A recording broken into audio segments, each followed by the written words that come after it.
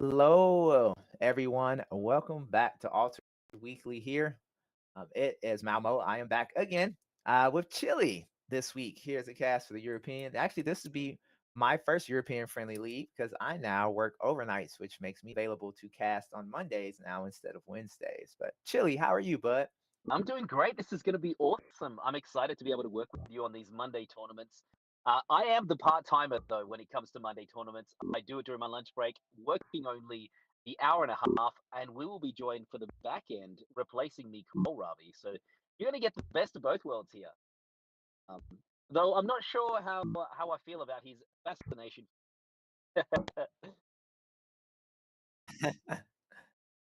So, all right, So, looks like we've got pairings. Pairings are up. We're just waiting for players to get to the table.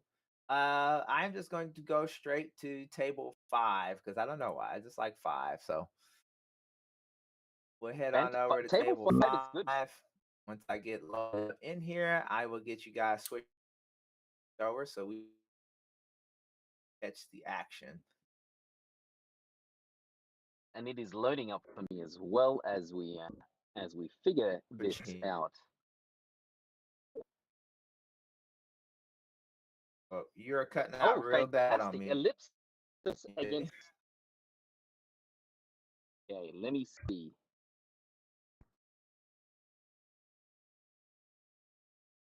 Okay, now.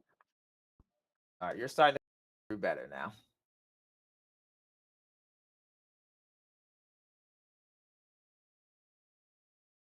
Hello.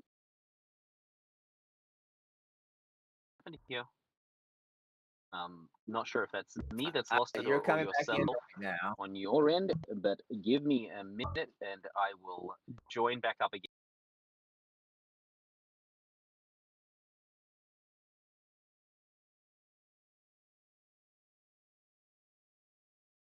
Uh,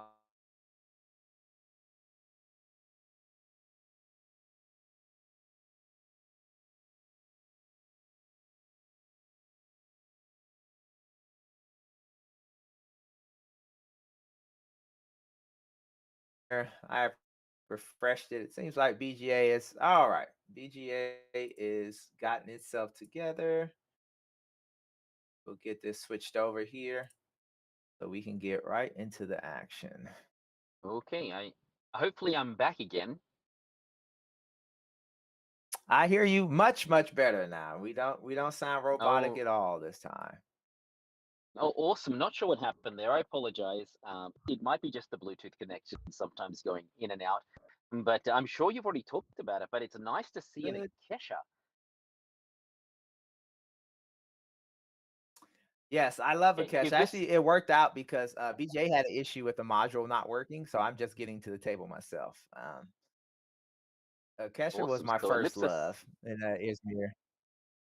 It was the first deck I tried as well, and this is what made me enjoy the game. Just the very different dynamics with its after you mechanism, but it is much stronger now than it has ever been. Surprising though that Yeah, they are so we've playing got the stage.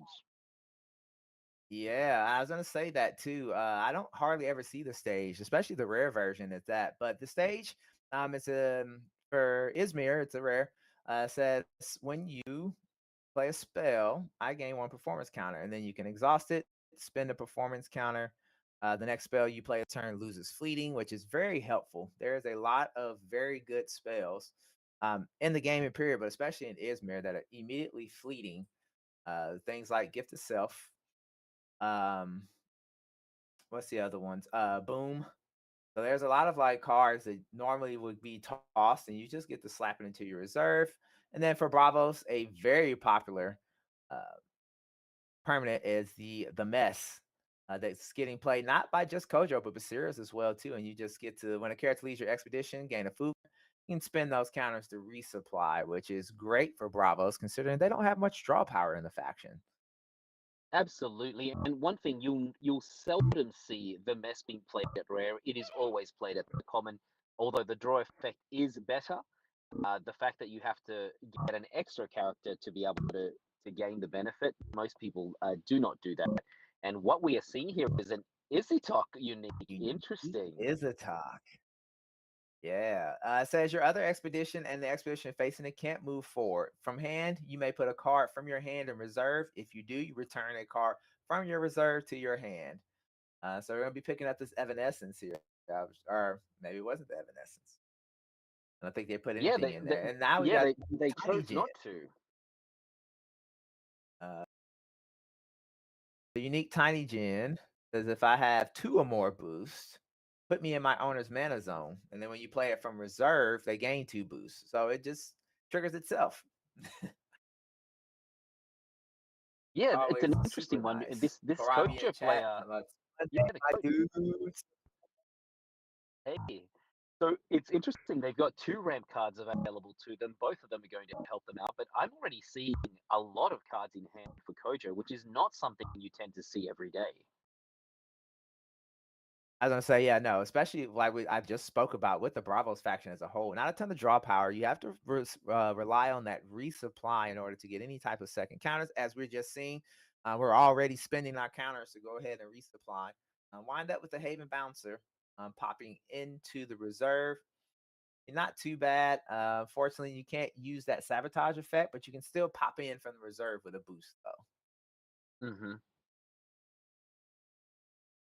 Absolutely. And I wonder what's going to be played, whether they're going to play the Isitoka is deciding to play the Isitoka out on that same side. Yeah. Still behind, but with 2 mana remaining, we'll see what they do. Oh, hello. And What? early mana Yeah. channeling. Go ahead and start getting that classic Bravos ramp going. Yeah, you know what's crazy is they have potentially the opportunity to ramp 3 times in this single turn. So they will be 3 ahead on the ramp mechanism, and given the card draw, this might be very useful for them, especially if there's no removal for the mess. Which, when we're playing Izmir, there is plenty of removal available. It's whether or not they will use one. No, they're choosing not Right. to go for the Mighty Jin. Interesting, Okay. keeping that in reserve, Yep. However, the Tiny but still, Gen is popping off. It is day 6, and we are kicking off with 9 mana, and that is before deciding the decision to row or not.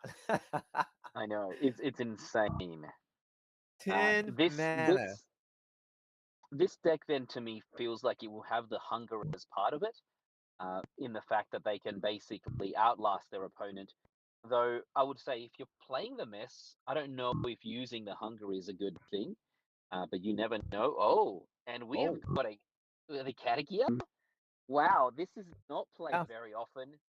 So The rare is this going to category at that. be? Yeah, it might be an Akesha hostage deck we may have from Ellipsis one. And is this one of my AQZ teammates potentially with a different account playing using Ellipsis? I'm thinking Keelon guy, or is it Rune or Freeloader that's playing? We're going to find out, and we Oh, can see there, Celebration there Day we being go. played out for Celebration free. days. Yep. Oh my word. Key. This This might be is a very long game. We may end up going the distance in terms of time. And a I was unique gonna pattern say it gets played might out. we might be seeing Korabi sooner than later. Trap Star, Oh my word. hello. Hello. Welcome in the chat. We So got another unique going in here. I was checking chat and I see the Hatter was played. yeah, What's this this one unique when I do? When I leave the leave the expedition expedition zone, zone, sabotage. sabotage, which is really great for what they wanted to do there. It stops Celebration Day being played out again unless they have it in hand. Um, and we will see if the second Celebration Day will come out in the future, really slowing the game down to a point where they can win it through, I guess, other alternate cards except for characters. But Yeah, and it's that's and then interesting because now we both see players can. why this Akesha player is playing the stage. Because Hmm. now you're playing the stuff category, you're playing it for free. If it was fleeting, the stage can help stop it from being fleeting, and you can just cantrip it over and over, like Small Day Giant Leap, if that's what's in this deck, I'm assuming. As we go ahead and see the Mana Eruption coming through, getting rid of that tower. Oh, I thought he's about to play another one. Oh, I'm sure there's going to be another one in this game, but this is the right way of playing against the hostage style deck that Akesh is providing. Is get rid of that category as soon as you can. Otherwise, everything will come out so cheap and so free. But interesting to see what ends up getting played. And I love how Kakesha, so Ellipsis is keeping Evanescence in reserve. Oh, and now they're bringing out So the so shard. Chili, This is crazy. yeah, what is this deck? But Rune Folk in chat said Ellipses reached out to me on Discord about hostage builds. He said I love to see them here. I'm proud now. Yeah, you've created a monster, Rune. You have created a monster. Oh my. All right, so it The seems like shard, we another have card that a seldom gets bit. played. I'm watching stream and I am lagging a bit, so I am going to turn my webcam off.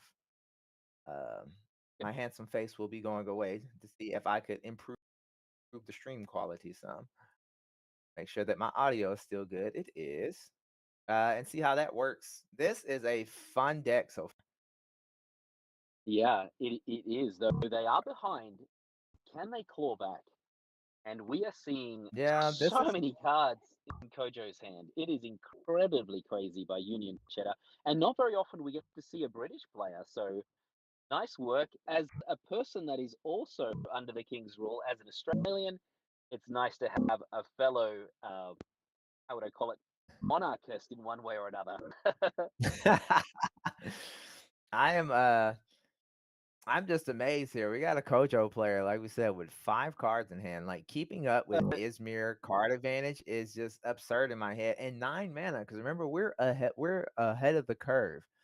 So there's just a lot that could be played here as we see magical training or rare magical training coming down for Acacia, getting that stage potentially counters built up, ready to go for another spell. You're potentially even using it to play out magical training again just for two. Um, Making sure it loses its fleeting. But we are seeing a unique order spike come out when played from anywhere. Sabotage and your characters you control other than me have tough too. That is a nice unique and That gets rid is. of the magical training straight away, which is what you've got to do. Yeah, I say boo. It's about the stage just for celebrations and small steps. It can be for anything they're used because they'll have fleeting if it's played from reserve, but if you trigger the stage, then it'll come back to you. As we go ahead and see the celebration day being played, the stage triggering to make sure it loses fleeting. Um, Oh man, Again, Haven Bouncer taking care of that, doing its best that it can against this hostage deck here. Is that I may not be advancing, but you're not cantripping your spells, buddy. that's right. And that's the third sabotage that's come out. Two unique sabotage cards as well as the Haven Bouncer. Very, very interesting build. I think they're almost prepared for this matchup, which I would not have expected at all. Um, but getting rid of all these looping cards. But on the other side, though, both players are really getting close to the end of their decks, so we may get a chance to recycle them on both sides, which is seldom occurs. Usually, it's just one player. Right. Again, like I said, they're just drawing a ton of cards. We're at 14 mana. Like that's where like I normally see this out of Uh, Atsadis. The fact that I'm yeah, seeing I a know, coach right? is absurd.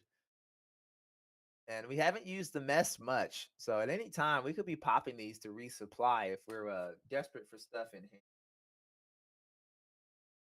Room folk here. I'm taking commentary from Room folk just because as Yeah, evidently he is he our is one of the hostage deck archetypes. master here. Absolutely. A second mess coming out from Kojo. Wow.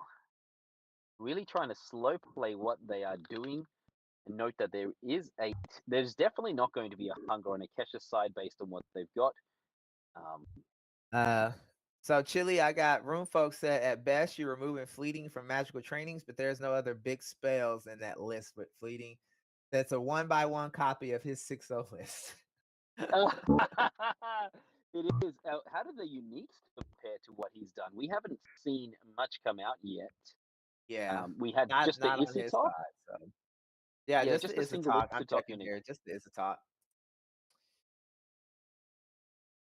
really slow playing this severely. Although with 7, I guess it doesn't matter. Yeah, it will have fleeting whatever they end up playing out. Sakuraba is played out, bringing them back one. Rabu. Oh wow, this is This got to is be a frustrating for Union Cheddar. I would be frustrated playing against this kind of deck. And what we will see here, though, is there, the timer is really going to become oh, super another mana crucial. eruption. Oh, mana eruptions coming out, and they will get rid of. What do you think they're going to get rid of? Probably Sakuraba the getting rid of stage. Oh nope, Sakurabaru. No, I would have thought the stage as well would have been the perfect card to get rid of to ensure things don't continue to loop. But Did we just raw play this AF? Oh no, okay, we got it. Okay, I was about to say, did we just raw play the yeah, Avatar? no, they probably would not have had enough funds for the ether to come out. But once again, getting the Order Spider to come back into hand, sorry, into reserve, so they can once again sabotage. Really, really smart play by Kojo. Really smart play by Union Cheddar, I must say. Uh, but it may be all for nothing. Yeah. If they run out of time, and they have basically got 4 minutes less than their opponent, only under 5 minutes in their timer, compared to just under 9 minutes for Ellipsis One. Man, Ellipsis has 9 cards in hand here. That's insane. Oh, we discarded the Studious Disciple. That is very scary. Oh, Oh, and an off off you you go go. comes out, gets rid of the unique, so there's no chance to loop it again through Aether. Playing hardball on both sides here. Yeah. Okay, All and right, now we're going to another have an Inui, clue. not Aklut. Yeah. The hard part is, can Ellipsis One do anything? Because all they need to do is progress on one side. If they've got a celebration day, it will basically allow them to do that. And it is exactly what's It's, in their hand. Now, we do know that that is the last celebration day that they have access to, as the other two have been discarded, yep. which means for at least the next day, they will not be able to draw it up. But it will be a question of, can they survive without celebration day next turn? And Runefolk here has I was basically gonna got his say popcorn if out. we resupplied. Oh no, that's all 3 Haven bouncers. So we'd have to resupply into a rare order spy if we wanted some other sabotage. Whoops. Scroll too much. Yeah, and I'm not sure. I'm not sure if they've got that. They might have it. We haven't seen any common or rare order spies. Just the unique right now. Um, let's see what ends up happening here. So many counters on the mess. It is incredible. I'm trying to keep up here. I was scrolling trying to look at the discard pile and I have messed up. That's all right. Uh, I can still see it okay on the screen that I'm All right, looking at for you, but it may be a few seconds delayed I as got it opposed coming to our down live some. cast. But I would expect if Think I'm a Kesha, you're okay. will you play out Celebration Day straight away, just so you don't run the risk of it getting sabotaged? All right. It looks like that's what they're doing, playing it out, stopping Rune any kind of folk, progression this day. Oh, rune folk out really, here really making taking more it out. disciples of hostage decks here. I know, it's insane. Wow. A Now we're resupply. I activating. wonder Oh, if we're there just we go. resupplying, hoping we find. There we go. That is a great card for them to get. Mana Eruption. What will they get rid of? In this case, looks. I would assume the It mess. might be this. Sorry, not the mess. The Might stage. be the Aether Shard or the. Are we gonna just go ahead and finally pop the stage at this point? The, yeah. It depends on how many stages they've got, but the stage is what would have allowed the looping of the um, magical training. Sorry, celebration day Yeah. for the next day, and especially if they're not able to pick it up next hand. That's what you're trying to do is so that you There know it what goes. you may get. Yeah, so they're gonna play out Pedro in another chat. Aether Shard. I've never seen a Jeez. game of Altered so much with so many cards in hand. Pedro, we said the Oh, exact same thing. and look at this. And Runefolk has also joined as a spectator with his popcorn in hand, looking at his disciple play against Union Cheddar. And I'll say Union Cheddar is doing great right now. So I would expect the Kesha to play out that celebration day straight away before the Occlute trigger hits it. But they're not actually. Oh, you know what? This might be the chance that Union Cheddar needs because he's going to be first player. If he plays out Occlute, if they haven't drawn up the other celebration day, then they won't be able to hostage it any further. Uh, they can trigger, of course, they can trigger Aether Shard to see if they get lucky on those, and that will let us know that there is no celebration day in hand. Yeah. So it'll all come down to Aklut here. We've got 10 cards in hand for Ellipsis, 5 in hand for Union Cheddar. Um, I lied. Oh 12 my, cards in hand now. yeah, 12 cards in hand. My goodness. Oh, and double Occlute. So take one out now, save the other one for the next day. Let's see what ends up happening. Yeah. He's basically just saying to Ellipsis, the ball is in your court. Can you do something? Do you have celebration day? Oh, and he brings out Flamel so he can return Oh, the spell no. to hand. Jeez. No, Oh, not this yet is was the answer brilliant. to that question. Oh, no. We are going to see Oh, another celebration day get played. Oh my goodness. And this potentially is if brutal. oh my. This is wild. Like this would be enough. Some people would literally scoop at this point. Uh, Yeah, absolutely. And I'll say Union Cheddar, you may have met your match and you can see Celebration Day come out straight away, which may yeah, mean that they did not have the Catagear in hand because you could have played the Catagear and then basically made this become free um, and save yourself for the next days. Wow. Frustrations galore. I know I will be ripping up a few things, maybe punching the wall or something like that if this happened to me. I know right. Rune Folk constantly talks about these decks and how fun it is. And while say I am enjoying it, I do feel for Union Cheddar. Yeah, this is wild because we're now heading on to day 13. They have been exploring for almost 2 weeks now. Yeah, they must be running out of food soon. Even though the mess is there, there's plenty of stuff in store for the mess. So, geez, Louise.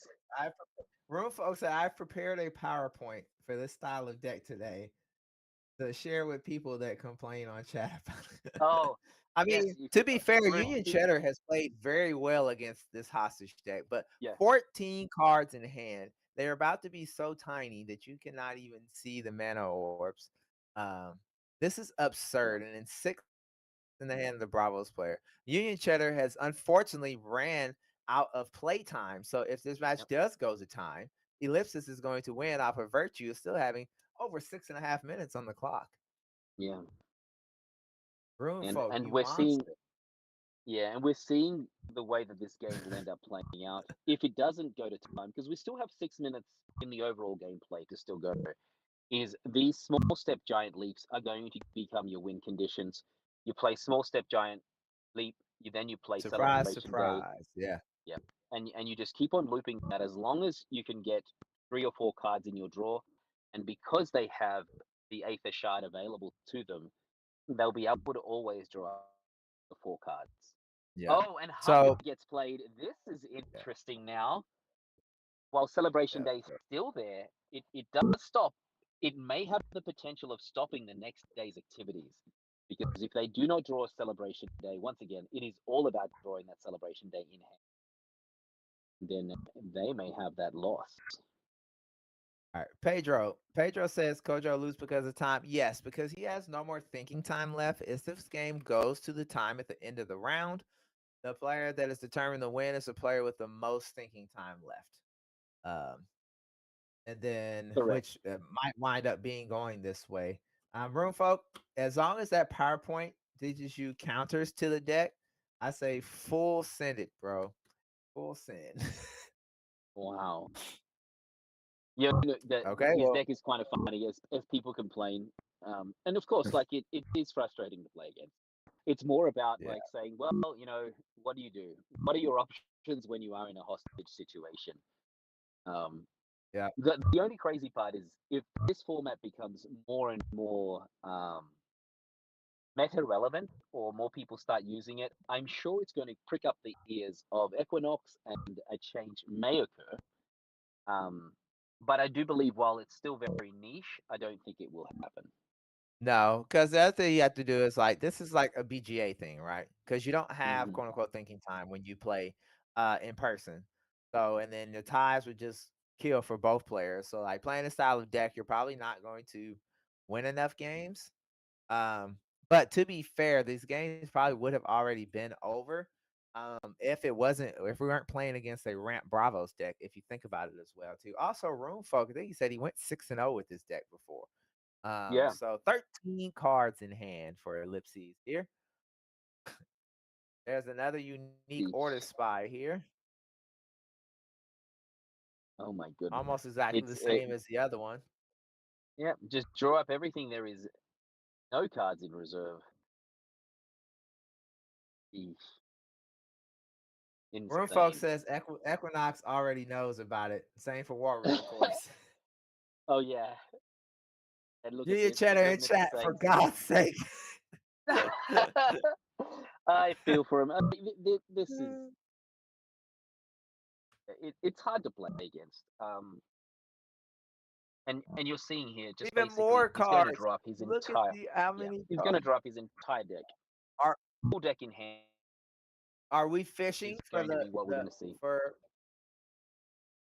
oh Celebration there it day. is. I'm wondering if he was fishing to play Celebration Day. Lucky. He may have just picked it up, but what we are seeing here is time almost be up. There's only 2.5 more minutes of suffering left in Union Cheddar's um, I, game, and I I'll wish say I there could is really cover. nothing you can do. There's nothing you can I do at this wish moment I in could time. cover hover over and it tells me how many cards in a discard pile. Because if they had 5 more minutes, one of them probably would deck out at this point. Yeah, in the discard, yeah, Yeah, if there was no ability of bringing your discard back into your draw, yeah. yeah, absolutely. But the altered has the ability of, if you run out of cards, your discard becomes your draw pile again. So in another card game that I play, it's called Universes. What happens is when you run out of deck, when you cycle, you after you cycle, you remove the top 10 cards of your deck from the game, and you do that every time you would Oh, cycle out. That way, it kind of I pushes the like game that. towards. I Speaking of really small step, like giant that. leap. There we go. There. There we go. Yeah. And So, you're seeing the win um, condition come up, and it will go that way until we are over the rough unfortunately, the one. stage gone, so you can't make it lose fleeting to play it again here. So, um, we're at day 15, by the way, Chili. Over 2 weeks Insane. now. The Yeah. Arcolano milk is running low. The mess has been destroyed. Yeah. It is. It's almost time for self sabotage for Union Cheddar. Honestly, it's hard to if you're in their position, like you don't want to give up, but at the same time, you just wish it would finish. It would end. There's Yeah. Celebration Day getting played again. It has got fleeting, but it really makes no difference now because No. it will be looped again the next day when they draw. Because they're We're going to play. we're They're going to essentially play. waiting for time at this point. They're more than likely going to play another Conjuring Seal from hand for three. Oh no, they did pass. Let's see, I said the Arcolano milk was 17 running mana out, and there against he is. 20 He mana. played another one. Love it. The Well, they're all numbers out. are going Everything. out of the frame. Eesh Louise. Yeah, 20 mana. Oh my goodness. I don't know if there's anything they can do. There's no card. See, the only way is if they're running cards that basically put the celebration days into their mana zone, right? Which is Yeah. what they had done previously. So when they use, I know they've got mana eruption, but I think is that the one that puts their card into the mana zone or not? I don't think No, it that's is. mana channeling. Mana Mana channeling is challenge. where they put a card into. Yeah, and I don't think I've seen a mana channeling in this deck. But that is the one counter that I think that is available to Bravos for this gameplay. There's another hunger play there.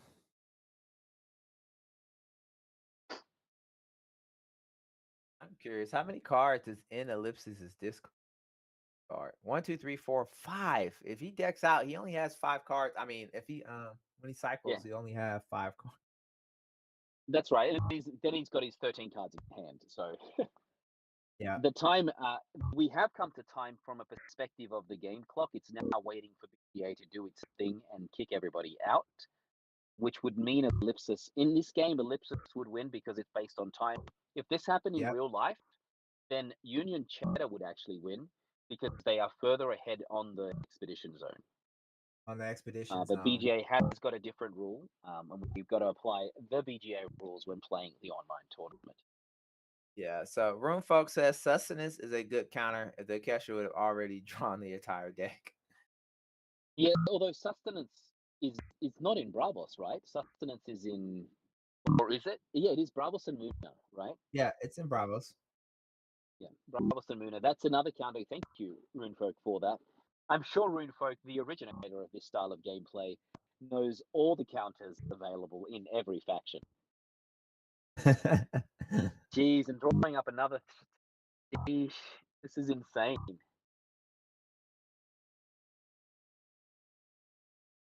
I don't No think one I've is seen going to so many progress. hungers played in a game before. Yeah, it's like 5 or 6 now. Oh, man. Can you actually give up in a tournament game? So You for can AWOL and still concede. make it to the next Yeah, you can round? concede in BGA. Okay, concede. So conceding won't impact you for the next round. So you still have the ability of playing game two. Yeah. Yeah, you essentially it's just a loss. So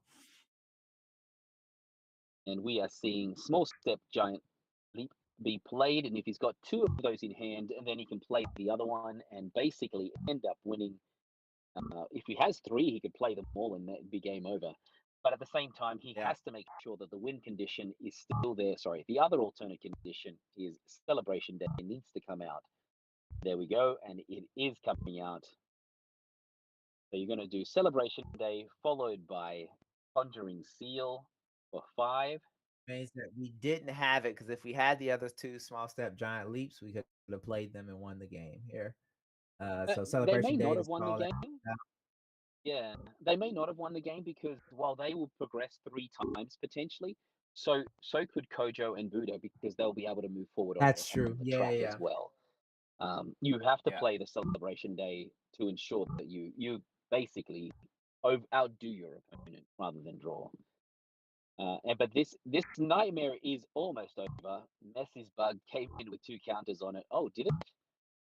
Um, hey, that's thanks for letting us know. So just need to put in a ticket with your game number to BGA, and they'll look into it to see if that was the case.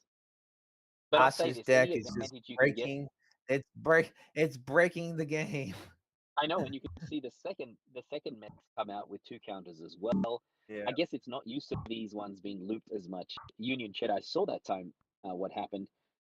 Thanks for being a good sport, but this game should have been over 4 minutes ago. Come on, BGA. Let's get a move on away from this hostage deck. It comes with the Oh, he has. counters it had from the previous play, is what Room Folk was saying. Oh, really? Oh, we That got our shouldn't. Buddha put to sleep. Will be adjusted once it gets its counters again. Okay. Oh, okay. It's just Thank a you. graphic thing. Oh, unique And hatter. then Hatter gets played. What will they? What will they? Are they going to sabotage? Oh, really looking to make everybody fall asleep. Are they going to go for the win condition without end of game? Feel sorry for Union Cheddar. Yeah. Um, that's a The rough. It's a rough way to lose. So Pedro, yes, they did make an errata the small step giant leap to where everything happens at the end of the night instead of instantly, for that very reason, so that people wouldn't be cheesing them to win. All right. I am sure that it's end of round, as Yeah, I would try to it figure should out. definitely be end of round. We are on. Yeah, we can stay on table All right, five if I you am want to heading to see table two. Emissary. Table two. Let's make our way. Shroop against Daggeron. Let's see what we have in store for us today. Yeah, table two it is. Once I get it loaded up, there. Well, okay, I was gonna say, it looks like they were in the game. Sorry about all the noise. Needed to turn on a little bit of an aircon. Looks like they are. Mine's still trying to I'm just waiting on set the box itself to up load on up my here. screen. Hmm. Fantastic. Let's see what we've got. This is it's a rough one. Let's see what will we get something quick. What do you think? I have no clue. BGA is telling me they had an error loading the game. It said they've been notified. Okay, I'm seeing it here. We're seeing Kojo against Sigismar. So with Daggeron from Brazil against Shroom coming from France. To Daggeron, one of the top players with 356 victory points. Let's see what we've got there. So will Sigismar make the win? And we are seeing the first unique come out from our Kojo player. It is in reserve. It is the Benziton 5-6 for 454 in stats. If my expedition is behind, up to two target characters gain two boosts, I believe. Yes, although being in reserve, it's not able to be used right now. It has come out at the wrong time from the Haven Bastion. And we are seeing first Yeah, progression I come wish. out from our Sigismar player.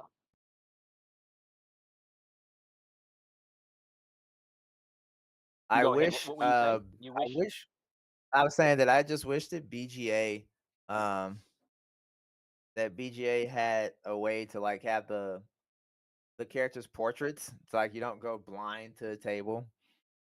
Yeah, not that I don't mind Kojo, but we've got back to back rounds with Kojo here.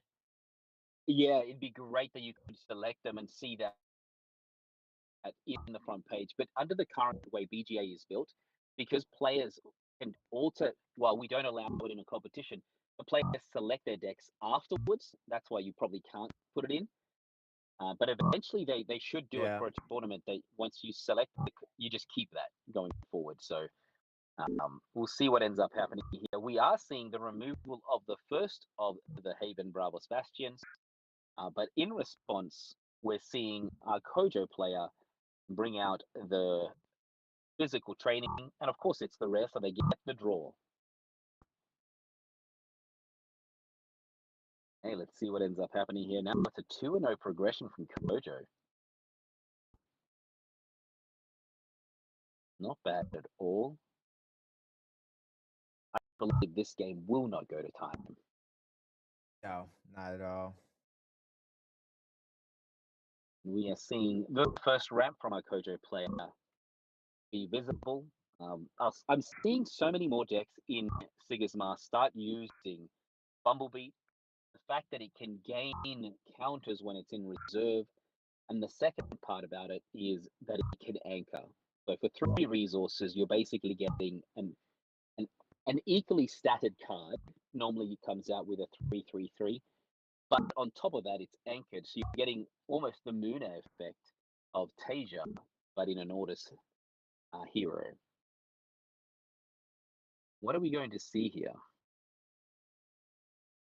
Okay, So splitting up his two sides, forcing yeah, Kojo to make a decision, and if anything, potentially really making the Kojo player not be able to have to base. Ooh, no, this is not bad. Sorry, I'm looking at it. The Serengo is great. They will probably give it the 3 boosts so they don't overstock their reserve. And it's a question on whether or not If I was Daggeron and you could, I'd play another card from hand to force the use of physical training. Actually, you probably don't need to. They're going to have to play physical training anyway, so that they don't have to discard down a card in reserve. Looks like Blue Oak is joining the cast as well, or is joining the video stream. Yeah, buddy.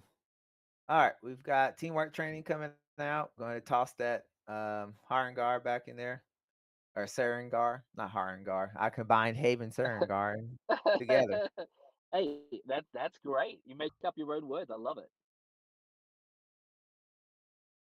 So you're while this game is progressing, you're getting ready for to play for the US qualifiers, the BGA one. How is that? Yes. How's the testing going for you? It is going well. I made some changes to Lindway. One of the biggest issues that I was running into the deck was card draw. When I didn't have card draw, I just got steamrolled, and I needed to make sure that Hmm. I have enough card draw so that when I don't see Baba Zizba, that I can still keep up with hand advantage. So I Hmm. dropped sacrifice. I dropped it down to two, and I actually put two magical trainings. I'm actually running 40 cards in there, but it's definitely Okay. increased the consistency of the deck by a ton. Just by having two cards that says draw that I don't have to have a character in order to be able to play it. And then also with magical training, it costs one. So it's a very easy soft pass before I have to start, making decisions that involve sacrificing my characters. It gives me a bit more agency on my side. Jack Frost coming in here. Um, can't play the Benzite Ziton. So we're probably exhausting the physical training here.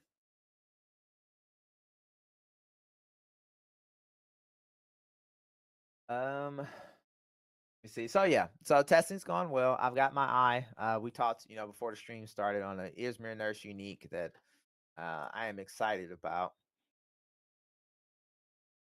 going there. Oh, unfortunately, it seems like that uh, Chili here had some audio issues, got kicked out of the stream. He'll be back to rejoin us here. It would just be I until then. They'll get back with you. Mighty Jen got going on here. Sigismar still has 4 mana by this turn. I 4 mana. Trying to think what orders can play that might be able to try to do this lane 2-1. Yeah. Uh, The Aegis Templar definitely will not get there. I forgot it's 2-2-3. Unless we've got another Orders Trooper. Hey, there we go. Orders Trooper allows a 2-0, not a 2-1, but a 2-0.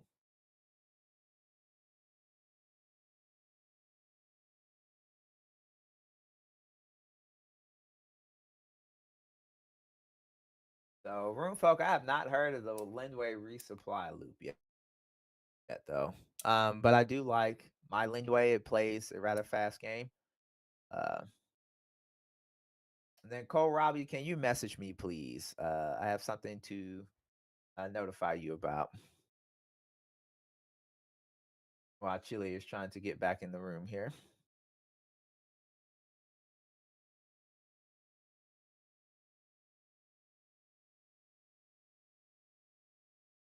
Or I might be able to message you in Discord here first.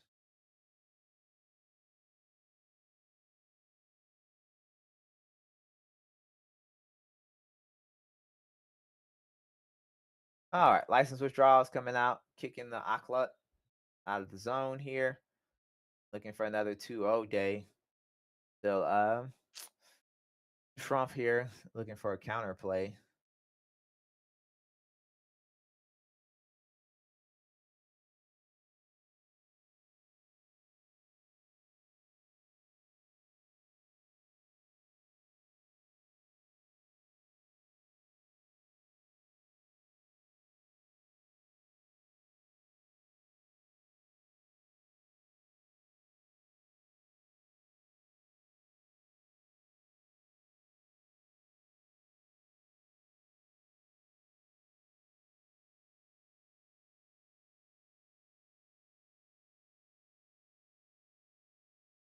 Okay, sorry about that, folks. They're trying to help Chili get sorted out here. The other beautiful part of just having it on screen here.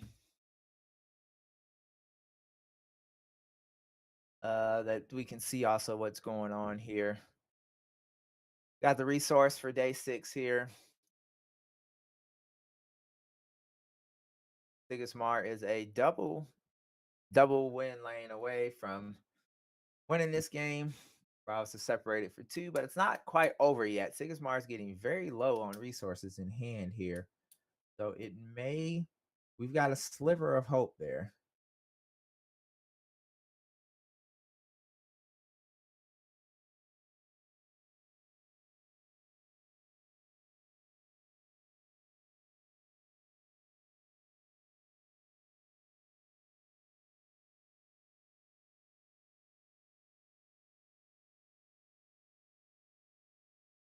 Got Rare Tiny Jin coming out.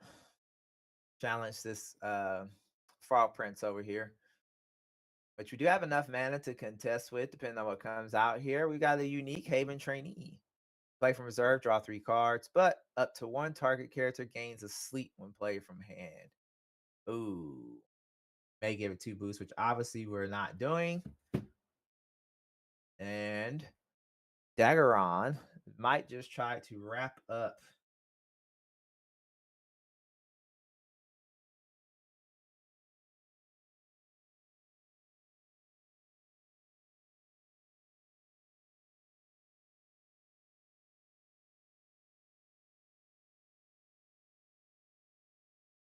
I think we might have lost Chili, folks, but that is okay.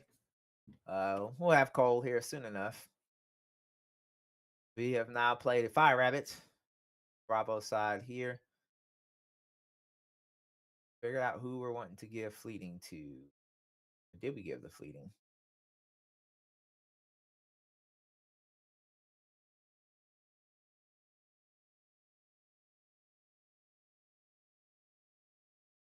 I charted the Tiny Jin for its effect.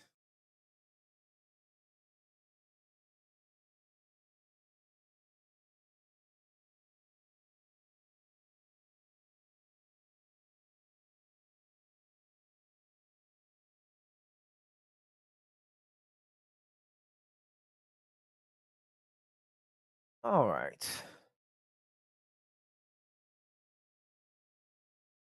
So it's Sigismar here with 3 mana left, 1 card in hand. I'm wondering what the last play is going to be.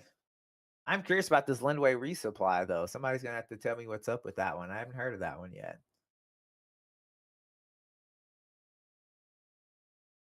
Hopefully it doesn't need any type of crazy unique. Daggeron is ending their afternoon. See what our Bravos player has here. Could just not play anything. Oh no, they said they're going to make the double advance. Go down to 1 card in hand. Ooh, now it has gotten extremely tight. Is now that stopped any advance from the Ortis player.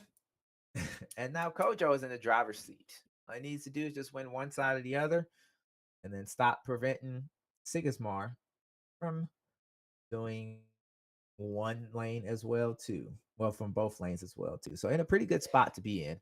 Sigismar at the moment doesn't have any other way to draw cards. They're either going to have to forego putting this in mana or um, trust what they have in their hand. So it's going to be tricky here as they chose to forego resourcing their card to keep stuff in hand. Bringing in the Ortis recruit, resolving the Haven trainees effect, shooting it from reserve. Frog Prince coming back out before anything happens.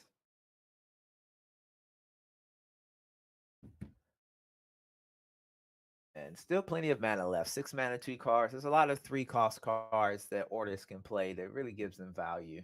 Aklut coming out. No need to hit anything in the reserve here. Got a boost. This physical training though looms large here. If we got That's three, so that will leave us with 4 mana. If there's a couple twos, which Bravos do run, I think the Tracer comes to mind, and maybe the Pathfinder as well too. Got some value twos in there, and they just pump it up with the strength training. What a timely Sandman. And I would say if this last card in hand is a charge, then Daggeron has wrapped this up. Maybe. Because you can still play the boost if you want to on Aklat. It just depends on what we've got here. Solarian Skater being played as is, not coming in, it's being scouted. Giving the boost to itself. I'm wondering if we're just going to boost. What's the last card in Sigismar's hand? Nothing that can be played to help them seal this game up.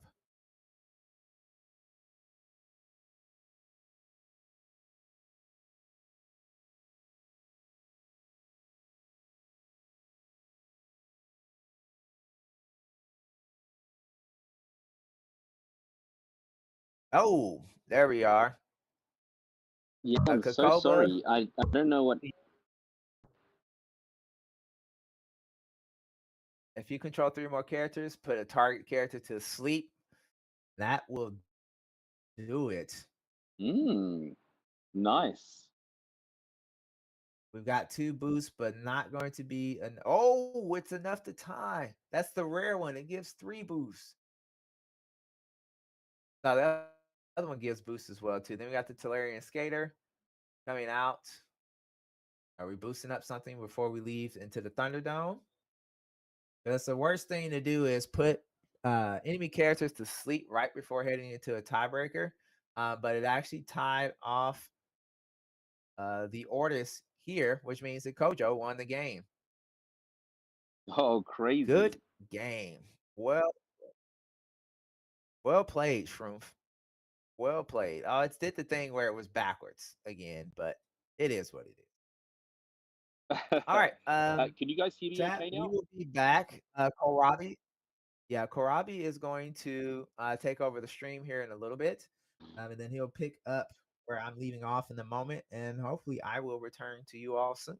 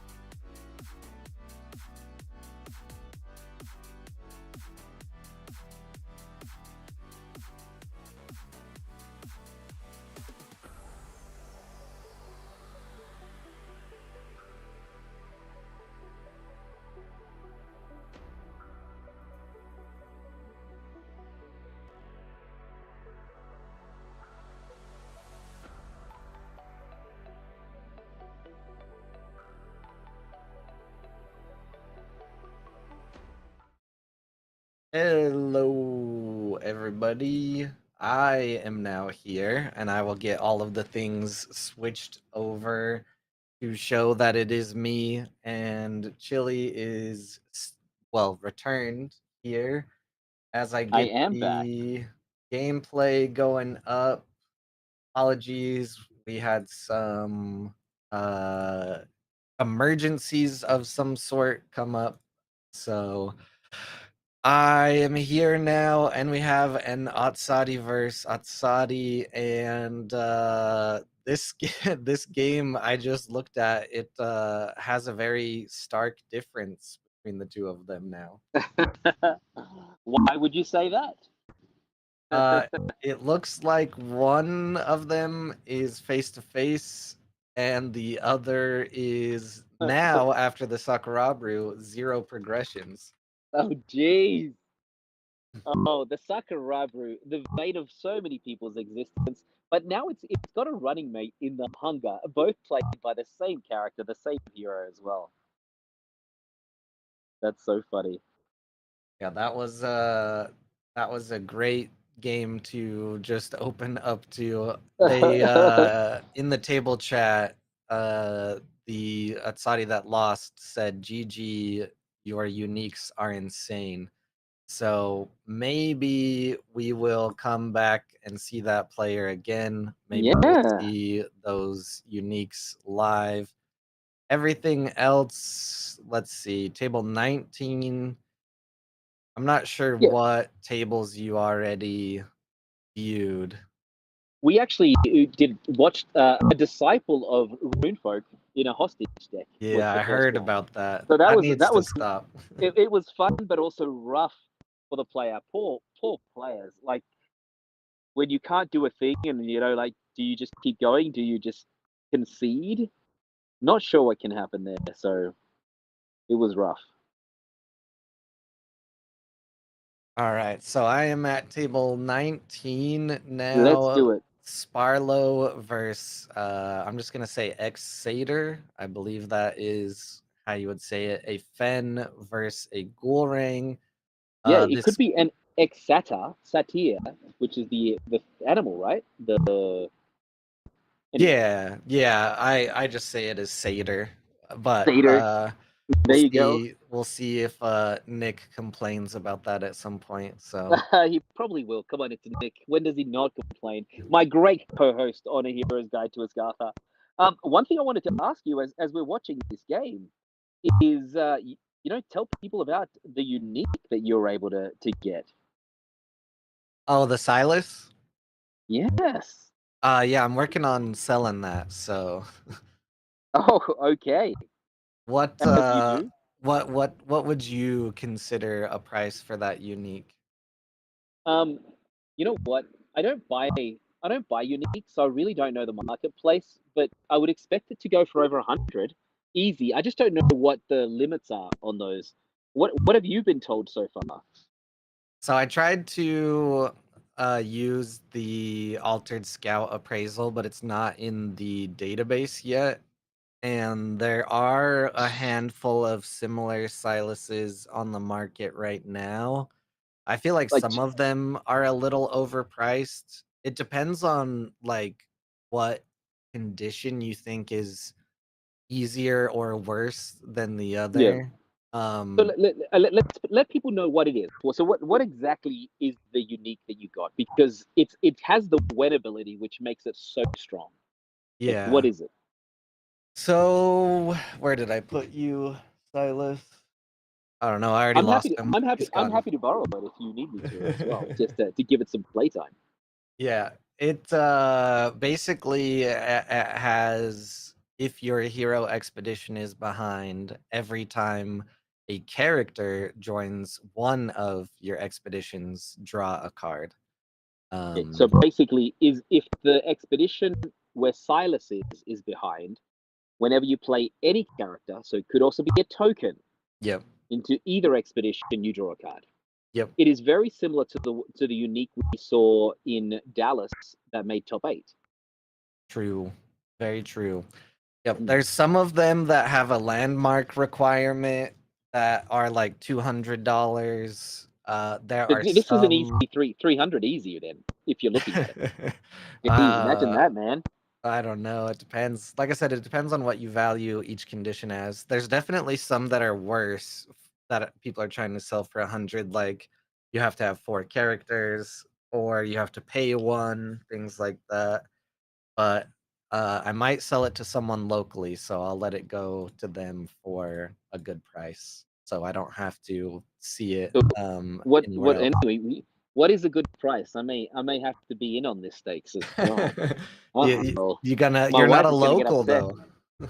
Yeah, but what do you mean? You grew up where I live. Oh, And that while we're looking at this, we're seeing a couple of uniques come out.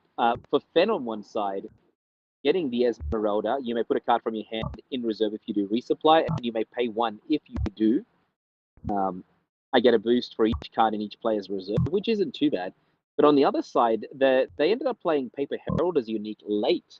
They didn't get the benefit of the additional boost. But what it does do is when it left the field, it actually created an Orders recruit in each of your expeditions, which is fantastic for Gorang. Especially going into what we now call the late game or arena. I do believe that it is going to be very, very hard for Fen to win. yeah, let's see, are gonna Yeah, be so many recruits here, yeah, and then if yeah, they put this Paper Herald out first, so it can't get, well, it could get cloth cocooned, but even then, before that, yeah. there's 14, It's 14, ridiculous. 14 with a Oh my Conjuring goodness. Seal instead. Okay. Yeah, basically saying I don't believe you can actually sabotage me. Jeez Louise, this is crazy. When Gulrang gets going, you see all of this. But on the other side, look at this. That single Esmeralda, 8, 10, 11 for 3. Yep. Oh no! The perfect time to hypothermia. Oh, hypothermia? Can you believe it? Oh, and it is time to concede. And you saw that with the pass, not willing to play out the remaining 9 mana. Wow. Well played. Well And then the played Atlas by for good Sparlow. measure. Oh, jeez. You know, talk about kicking a person when they're down, right? Oh, my word. And this is one of those special atlases. If you control one or more landmarks token, you control are gigantic. And it also has the draw ability. That's not bad. I'd still prefer yours. Not your atlas, but as in your unique. Yeah, the Silas. Yeah. Jeez Louise. And since I got to I got to infiltrate your podcast this week. Freaking Cleaning up Wookie. cleaning up downstairs and like listening to your podcast because as our family does, we have cleaners coming to help us out with our home today, so we have to clean up before the cleaners come because that is what a sane person does. um I was down there and I'm like, well, okay, and then I had to go clean. I had to lock up a building for listening to you, and he's like, well, we got chili on, does he want to join? Like, you know me and talking basically anytime. Now we're at round 3, so which table do you want to go to? Yeah, I see. Well, actually, let's since it's just round 3, let's go down a little more. Let's see if I notice anything. Oh, Wesh is in round 3 and hasn't already dropped from the tournament. Let's go Oh, to table are they? 15. Is it because they're still they're 2-0? Let's they're are they? Wesh, where are you? I don't know what the record is. Let's see. Yeah, I'm just waiting for my. It's so funny. He does it better than me. I do the whole 3-0 and drop, but it doesn't happen very often. Yeah, is currently 2-0, so that makes sense. We have to give Wesh a hard time for if he gets a loss, he'll just drop. So it's all in good fun. Where's Wesh located out of? I'm assuming France. Yeah, I don't know as much about Wesh as I do Claudius. So as much as I know, France somewhere. You know, since we've been seeing a fair amount of the qualifiers, almost 1/3 of the qualifiers have been filled outside of the last chance. I'm still loading. There we go. Finally loaded on. Ooh, Lindaway against Rin. Yeah. Nice. Well, Wesh is playing Lindaway. Fantastic.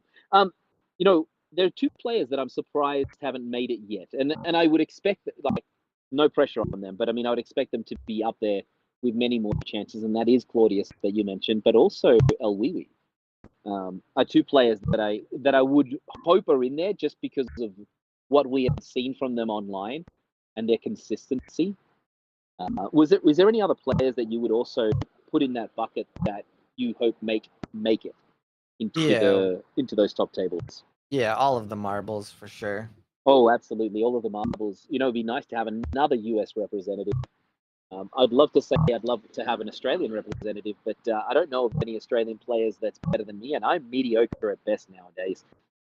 But from a Chilean standpoint, there's a few that are really strong from Chile. So I don't know their names by heart, but I've seen some of the Latam tournaments, and they do pretty well there, and also in the European VGAs when they show up. Yeah, you gotta go visit home and recruit some more Aussies to play. Yeah, know what? It's true, but $1,000 to $2,000 ticket is not something that is readily available. The wifey has asked us that she wants to move homes, so there's a lot of money that's going to be lost with just the move. I thought Yeah. the home for her was Utah. No, move was in like, well, it is Utah, but she wants to move. Unfortunately, the neighborhood we have doesn't have many kids, and we want our kiddos to have more friends that are local. Completely understandable. Like, it makes absolute sense. We are seeing Moon and Merchant get played out. Interesting. Don't see that very often, but I also don't get to see many strong Rin builds, and I'm hoping today is one that is really strong. Yeah, with the Muna Merchant at Rare and the Persephone, seems like they are maybe full in on Rin and her ability more so than Festival, Hmm. but it could Agreed. always be a double fronted plan. Oh, nice. That is really good. All right, let's see what ends up happening here. I wonder what card we'll get rid of. Yeah, they get rid of Floral Tent, which is a good card in and of itself to get rid of. They are ahead by one against Lindaway. Lindaway gotten much stronger. I see them as a dark horse in winning tumults, because people aren't prepared for that game style. It's not one of the decks people actually scout out, but it is very strong, especially when piloted by someone that knows how to play it very well and how to wait to the end game. And we are seeing Wesh payout. Izmir, Moth Breeder, of course, when it comes from reserve, you do not get the benefit associated to it. Oh, nice. Look at this. There are two cards in Rin's reserve that will allow you to anchor. Nice. Gift of Self now being used. You get to basically make more. See, this is the great part about Lindaway, is they were playing on one side, they chosen to play on the other. But nicely played by Rin, basically forcing the hand with the Persephone, getting the ability of progressing. But we will see what Wesh has in store with their last two mana. Will they use Tooth Fairy? I guess Uh, they could play Tooth Fairy on the left. yeah, Tooth Fairy would get a sneaky progression, but looks like an Off You Go is a very good card to hit on the Persephone, especially with all that anchor support in the reserve. Absolutely, and but yeah, they would have been able to get those two out. That is much better play than playing out the Tooth Fairy. we're still seeing a 1-1, still one behind for Lindaway. But the late game's where it's at for Izmir players. So let's see what they've got. Yeah, this And game is Riaz. moving fast, and there's been no uniques yet. No, none at all. I was just having a look to see if I had seen any. No, not at all. We talked on Hero's Guide to Asgartha when you joined us, prepping people for Muna at the tumults. That you felt that there was very few builds in terms of Rin that actually worked. You basically said Festival being the half a character that works.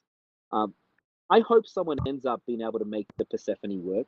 I think it's a cool dynamic of basically being able to draw almost every turn.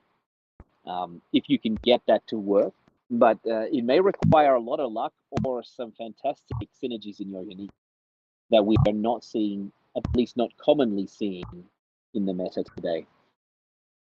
Yeah, it'll be interesting to see if this Rin can keep up with Lindaway now that the mana is getting higher. This is usually what I'm pretty accustomed to seeing is Muna takes it really early, and then once the mana gets up higher, Ysmir is just able to take it away. This Isun Boshi is a 2/2 2/1/1 that is you may put a card from your hand in reserve. If you do, each player draws a card. And if you control 3 or more characters, draw a card. So there was some card draw there very easily for the Rin. Very nice little 2 mana card draw unique. Yeah, not bad at all. And with the Requiem in reserve, yes, it's a little scary for our Lindaway player to choose what they're going to bring out. Deciding to go for the low cost option. Now, would you use Requiem to get rid of the Baba Zizba? If the Baba Zizba is not used yet, I would definitely get Yeah, rid it of hasn't that. been used yet, so that's something they can do. I would prefer getting rid of the Baba Zizba than anything else. Just so you cannot give more the benefit of the boost, as they could easily play that out and win one side. Actually, maybe not win that side.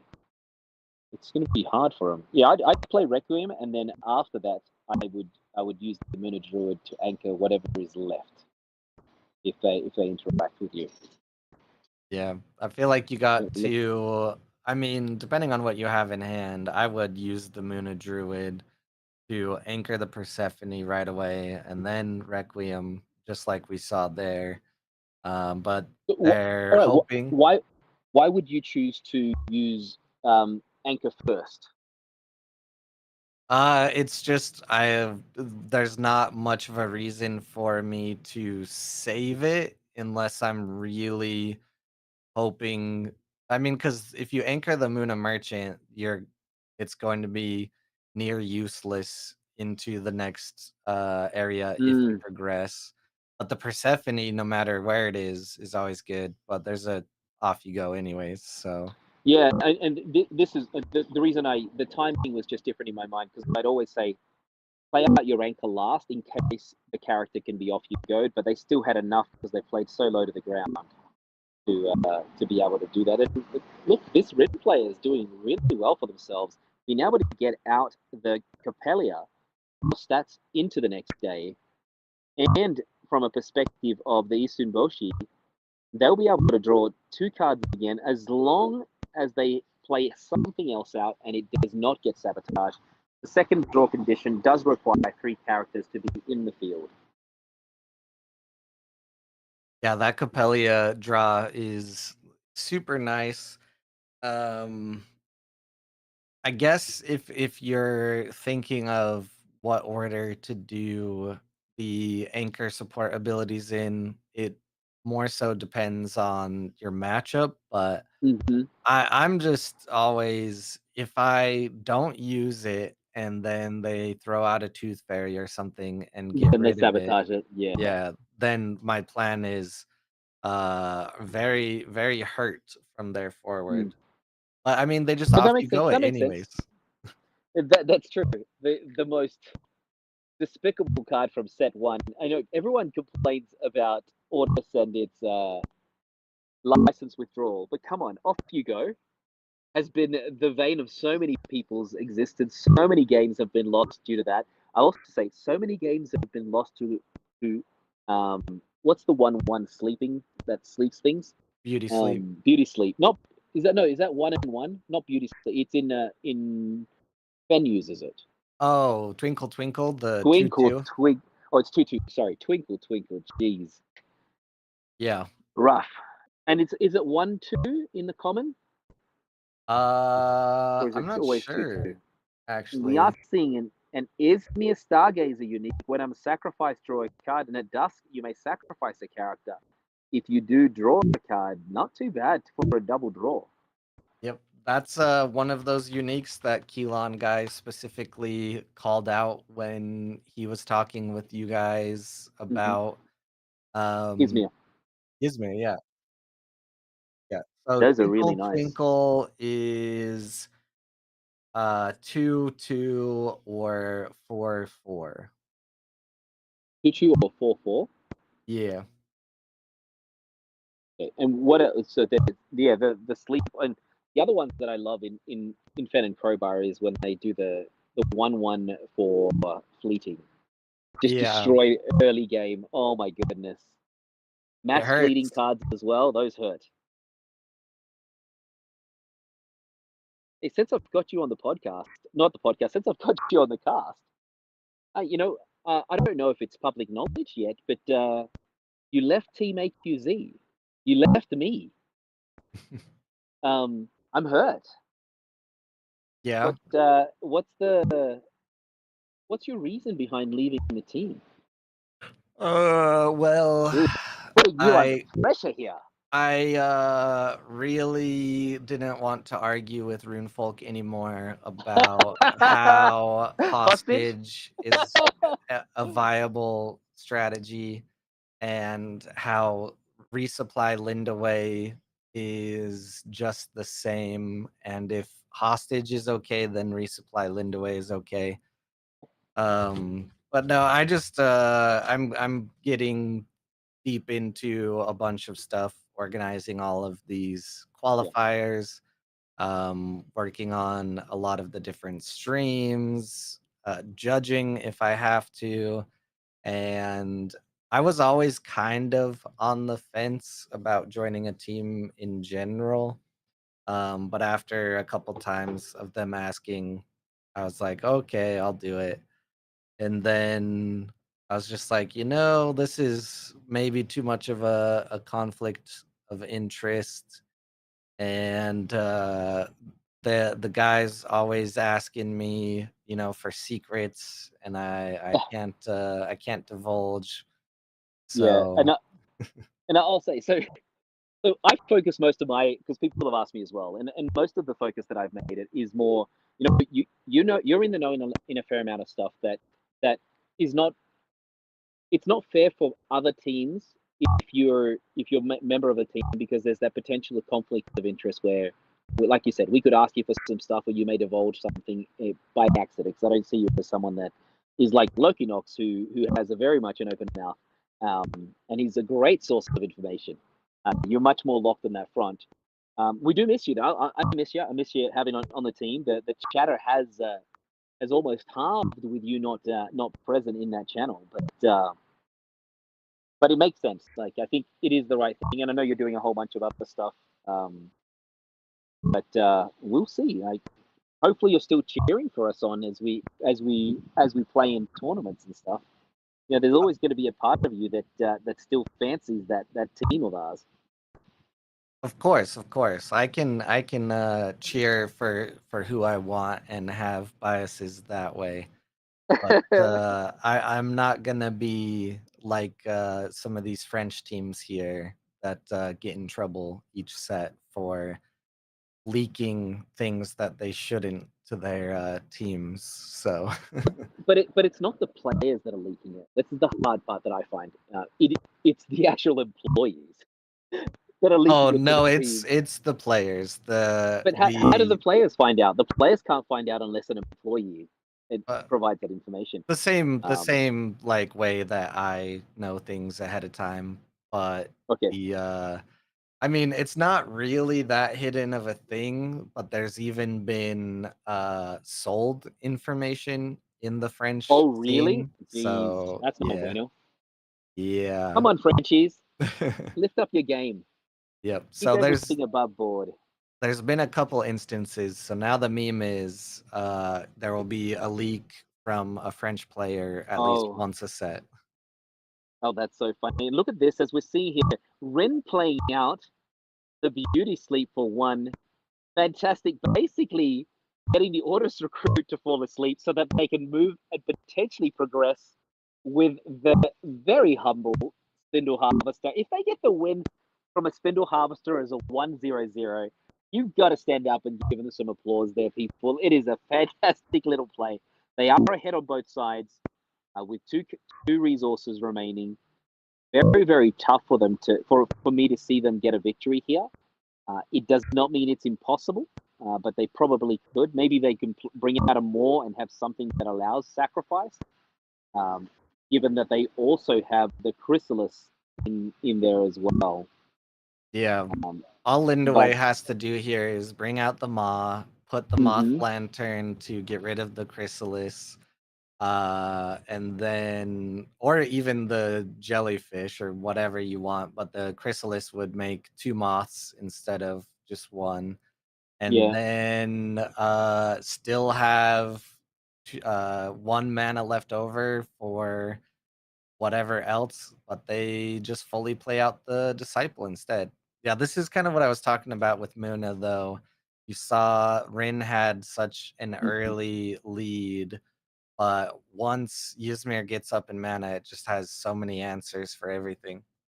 yeah. But they can still do well, and it's a question of like they've got to bring out the more. That's my mind. The more makes sense. It does cost them 1. The more on the Chrysalis. Oh, this isn't too bad. Another sleep on the. I'm assuming you're going to sleep the Moth Lantern. Sorry, you're going to sleep um the Studious Disciple. I don't know. This is hard because the Studious Disciple is giving them a move currently. But Okay. yeah, the jellyfish, now they kind of have to decide here if they get rid of the jellyfish, which will give them the ability to put it back in reserve, or do they do the chrysalis to get the stats? I think Yeah. there's a chance for Arena. How much is Mighty Jin? Oh, sorry, Tiny Jin. Does it cost 1 in Muna? Yes. Yeah. So if they have a Tiny Jin in hand and they play out the Or Moth it's Lantern and 2. It's basically 2 in Muna, my oh, bad. it costs 2. Okay, yeah. So Yeah. then there's nothing that I can see having 2 stats in Forest for our for Oriaz. So will Wesh get the win, and will they stay on for round 4? At the end of this round, though, unfortunately, I have to bid you adieu. I've got my lunch break is almost over. I'll have to make my way back into the office. But let's see what we've got here. It's a tough decision though for poor old Wesh.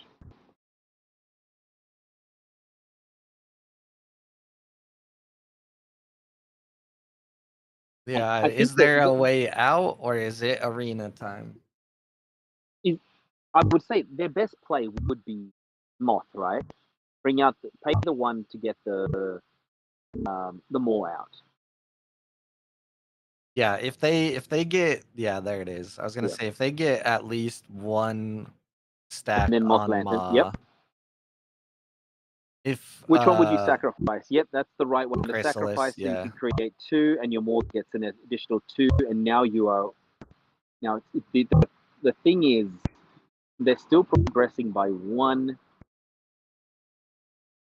Why are they progressing by 1? They are progressing because of Persephone. there was no way to beat it because Persephone was made it so that they progressed on Forest.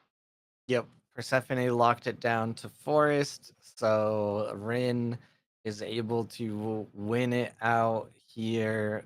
Wesh Look would at have that, your moon of needed, faction. yeah. Year of little faith. Don't doubt your own team. Your faction right there, getting the win. Congratulations to Rin against Wesh. Are we expecting Wesh to drop now? I don't know. We'll have to find out. I'm very interested in why the Studious Disciple wasn't saved to discount a spell. There were a lot of cards in Wesh's hand, so maybe just none of the correct answers. And then two beauty sleeps does hurt a little bit there in the final progression of the Oh, afternoon absolutely. of the matchup. All right, we still have some games going here. Let's see how much time you got. Yeah, I'll stay until the end of round 3, my friend. All right, table 27. Let's see if do it. this... Table of 27. Tedak against Nikozoro 56. Let's see what we've got here. Oh, is there a redemption in play for Lindaway? Or are we going to see Gulrang basically take it all? Well, it looks like the Lindaway's been thinking for a long time and is now very low on time. So that's crazy compared to the 8 minutes still left by Nikozoro. Yeah, Lindaway does take a lot of thought and calculating different stats here and there, but definitely not for the Blitz format. an 8-minute difference though. Well, I like this Blade Dancer. It is you may sacrifice a character. If you do, I gain 2 boosts. It is seasoned, but the sacrifice only works from hand. But still a very nice little 2-drop. Yeah, that's not bad because it actually added 4 resources on top of that on other characters as well. Morg got 2, and they also added in the Manamoth as well. Oh, and teamwork training going to come out to get rid of them all. What do you do here? Do you just use the 2 resources to play out Chrysalis? No? No, I guess not, because let's see. They chose not to. They're still even on the track as well here. A lot of cards. This is a tough one for Lindaway as well because you're seeing them have only 1 card in hand. Not the usual game style we're seeing be up at the top tables, but it may work for them as Nikozoro 56 decides which cards to keep. Yeah, I'm wondering if they are just wanting to save the Chrysalis so that they can specifically sacrifice it to also boost Ma. But with the staff clerk being out and Gulrang already winning the companion side and you overloading your reserve, I'm not sure it that's was why I the would have right played it idea.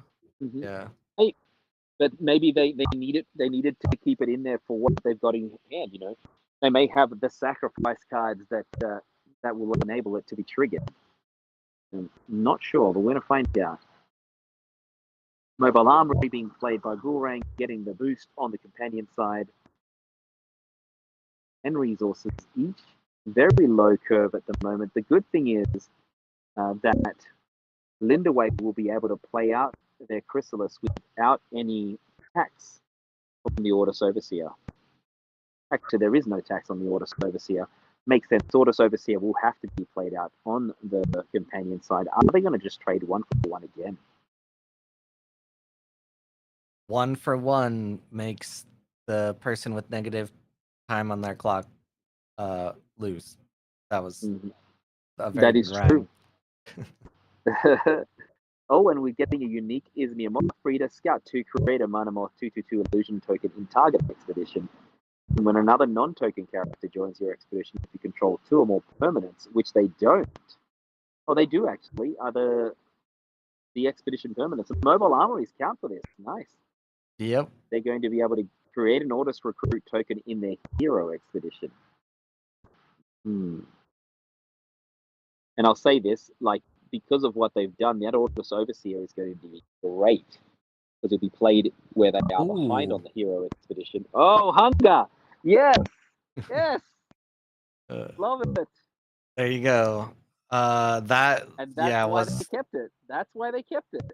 a very good block because that card in reserve, the Overseer, was perfect for the hero side, which would have then also triggered, or the companion side, which would have triggered more recruits. Masecta follow-up isn't Yeah. too bad. It does block one side, and now you have that.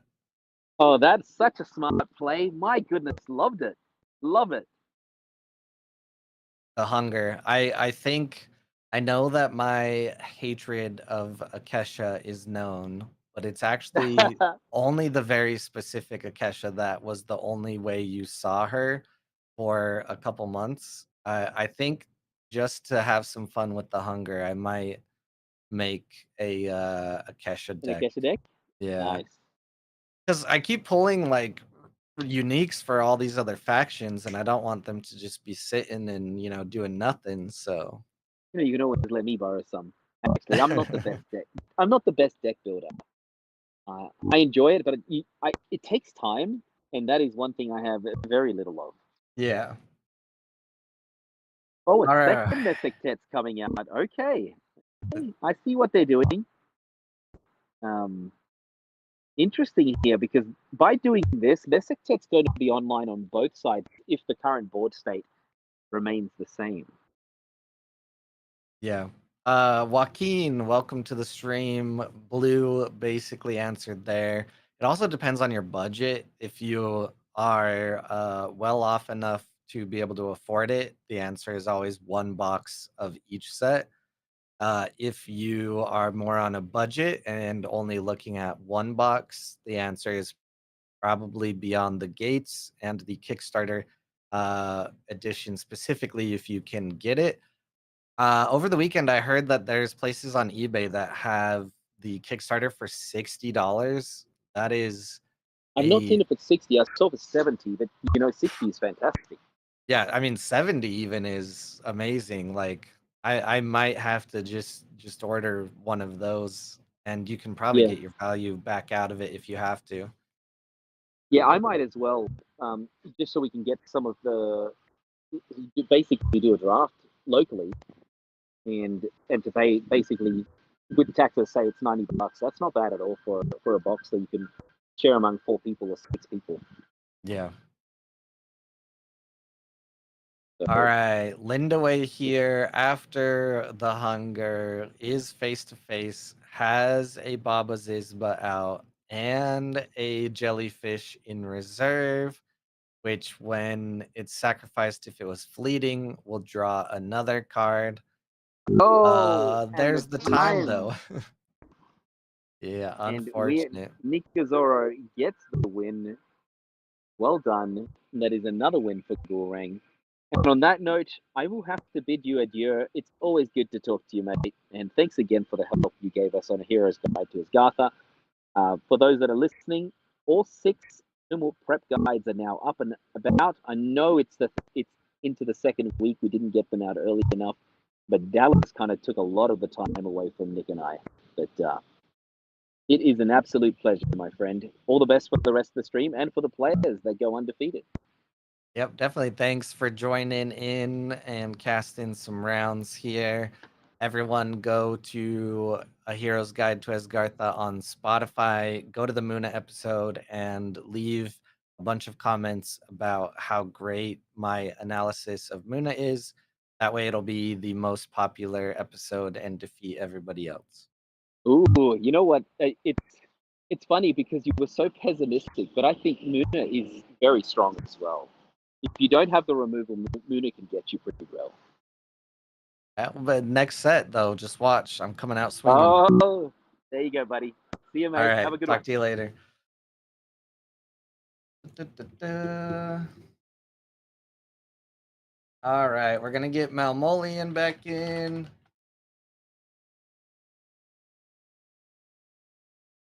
We're gonna go into round 4. Nice to see you, a guy trying. Hope you're doing well.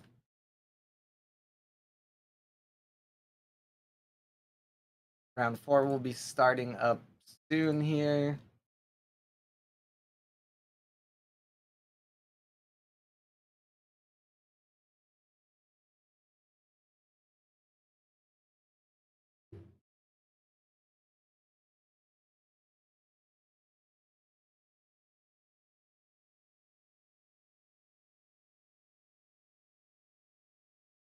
Boo, boo, boo.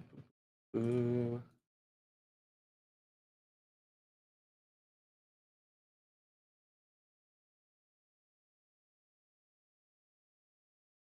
All right, let me refresh, see if round 4 is up now. I have a cat in my lap, and he's a very hairy cat. There's hair everywhere.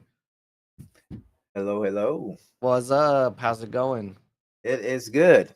Very good. Trial by Frost is mid. There, I It, said the thing. Well, since we have a little until the next round fires up, Trial by Frost is not mid, and I will change your mind. Although I still think that a Gaia Trying's answer is correct, and I think for overall competitiveness, Trial by Frost is the least important to buy. I think it is still a very cool set, and I love the themes throughout it. And some of the cards in that set truly do fit the vibe, and it's very, very well designed. But I would say take what Gus says with a grain of salt. He's a salty Afanis player. So that's that's going into that. Even though he's still a fine hero, he's just fine. You just got to experiment a little different with him now that he's been errated. true story. And a guy trying is also, or not a guy trying, sorry, Gus is the kind of guy that would abandon his friends if they didn't have the money to pay for lunch or something and completely change over to a different faction. Me, myself, I stayed true. I played Muna in the Tumult and happily went 1-4. So, you know. As long as you did happily. I'm just happy now to find a store that's like within an hour and a half of driving distance that's host tomorrow. So There you go. one thing that sucks is I have to time it right with print on demand so I can get my physical cards here. Yeah, I have another shroom that would have done a little better if I had ordered it, but it's all good. Gosh, this table's at 99%, and I know when I click into it, it's gonna be like, this game is Done. over. Oh, look, exactly, it's over. It was just waiting on you. You were holding uh, up the progress. Yep. All right. Table 4. We've seen a lot of Lindaway, a lot of Ghoul Ring. All right, let's go to table 8. 8 sounds tight. Have you guys watched Easy Lopez yet? No. Well, No. perfect. Yeah, no. I unfortunately caught the round 1 prison game. So Hate um when you click into that. yeah, and it's just like, oh, I see. And the thing is, I halfway expect it every time I see an Akesha because people just say it seems like it's the only way you can play her. Um, it still feels bad when it's been confirmed, though. Hey, Tasia and Sigismar, I can get jiggy with this. Oh yeah, this will be interesting. I feel like Sigismar has been kind of running out of favor and not performing well over the last 2 or 3 weeks. And as we know, the meta is really hard for Muna currently, unless you have the type of deck that Easy Lopez has. So this might be a very good, well-deserved Ortis beatdown, but we'll see. I'm still refreshing. I'm not in the game yet. Are you in? Yeah, I'm in. They haven't start. I mean, they're still either selecting decks or selecting what they're Hmm. going to. Well, they've got their deck selected. They're selecting what's going into meta. Um, I don't know. I think Sick is Smart's player that they can't play him how he has been played historically. I think they're just going to have to start reiterating. Yeah. Um, that's just the thing. My biggest issue that I've had with playing Sierra players, we've seen this Moon Druid come down, is I am desperately struggling with Sierras right now. Um, Bug Out Bag has just made Axiom just a nightmare to deal with as Izmir player. Um, because like Kraken's Wrath would be the best thing to deal with all the mass tokens and stuff, but it's a costly card to run. Um, Especially like I look at it and I can't run a common Kraken over common Blizzard. I just can't pull myself to do it. So anytime they start actually getting those gears and permanents going, it gets rough. That's been the hardest matchups by far I've had so far. Yeah. I've talked about it a little bit over the past week, and I think I did on the podcast last night. I'm also on a podcast, but I don't chill it as much as Chili. But Altered Corner, if you want to look at it. The point is, I was talking about how I started playing Axiom for the first time and going from current Muna into Axiom. I was just like, how are Axiom players complaining so much? Like, I feel unstoppable playing like a Sierra or a Trace. There's just so many options. Like, almost anything that you put into reserve is just gonna do you really well. Just casually, have one card in hand, but somehow get to Yeah. 3 or 4 different cards seen. Yeah, they just like I said they see so the card velocity, which is TCG term, is just how fast you get to go through your deck and see cards. Nobody's beating it. At first, I thought it was just a trace thing, but man, no, Sierra blows through her stuff too. And I assume, of course, Subhash always have, but nobody's quite figured out Subhash yet. Um, but yeah, no, Axiom is man, like I said, they've just been the most difficult matchup because right now there's not a cheap way to deal with what they've got going on. Like even if they don't have a brass bug hive out, Pasiphae has been my answer, however you say their name, the one where you get a boost for every character. Yeah. That's been my answer. I've been putting that into the deck. I think I'm actually running two now. As we see the rare sneezer shroom come down for Tasia here. Pretty standard day two opening out of Tasia here. Yeah, pretty notable as well that Tasia fucking this as well.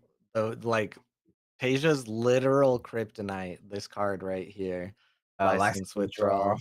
Yep, when every character you play first is boosted, whether you want it or not, this thing just comes out. And seemingly, unless there's something else that can stat over one of these sides for Tasia other than the Druid, they're either going to have to use that Druid to stay in the game or just allow another Siggy double move, which they play out the Druid. Because the first day, notably, Siggy was able to play out the Frog and the Ortis Crier and get a double move on the first day as well. Yeah, Ortus Crier is something I've been experimenting with in Acacia, usually in a lot of TCGs. Being able to re-ready resources is like a huge cheat code. I haven't found the sweet spot yet until I get. I found the sweet spot in running two. I was running three, try to force it to figure out how it would work. But I think two is like the right answer because you don't want to see it early on. You see it early on, it's going to screw you over. But two kind of allows enough time because you want to see it like once you have 5, 6 mana. So somewhere where you're going to get some real value out of being able to re-ready two resources. Yeah, it's very, very interesting card. And then what is interesting about different Siggy builds currently is whether they go Ordis Crier or Bumblebee or a mix of both even. So those inclusions have been interesting. Oh, but now there's a Silas, which is very rarely seen in Siggy. Yeah, again, that's what I was just talking about. Like Sigismars have clearly hit a wall if we're taking, most recent results. If we're talking about like the European qualifier, they've kind of hit a wall where they're at. So again, they're just gonna have to figure out where they're at. I will get on my daily soapbox to say that Sigismar will be the best control character in the game. You just gonna have to build him to be that way. And I don't think that's something that uh Sigismar players are looking at. Like they could have just making Sigismar hard control.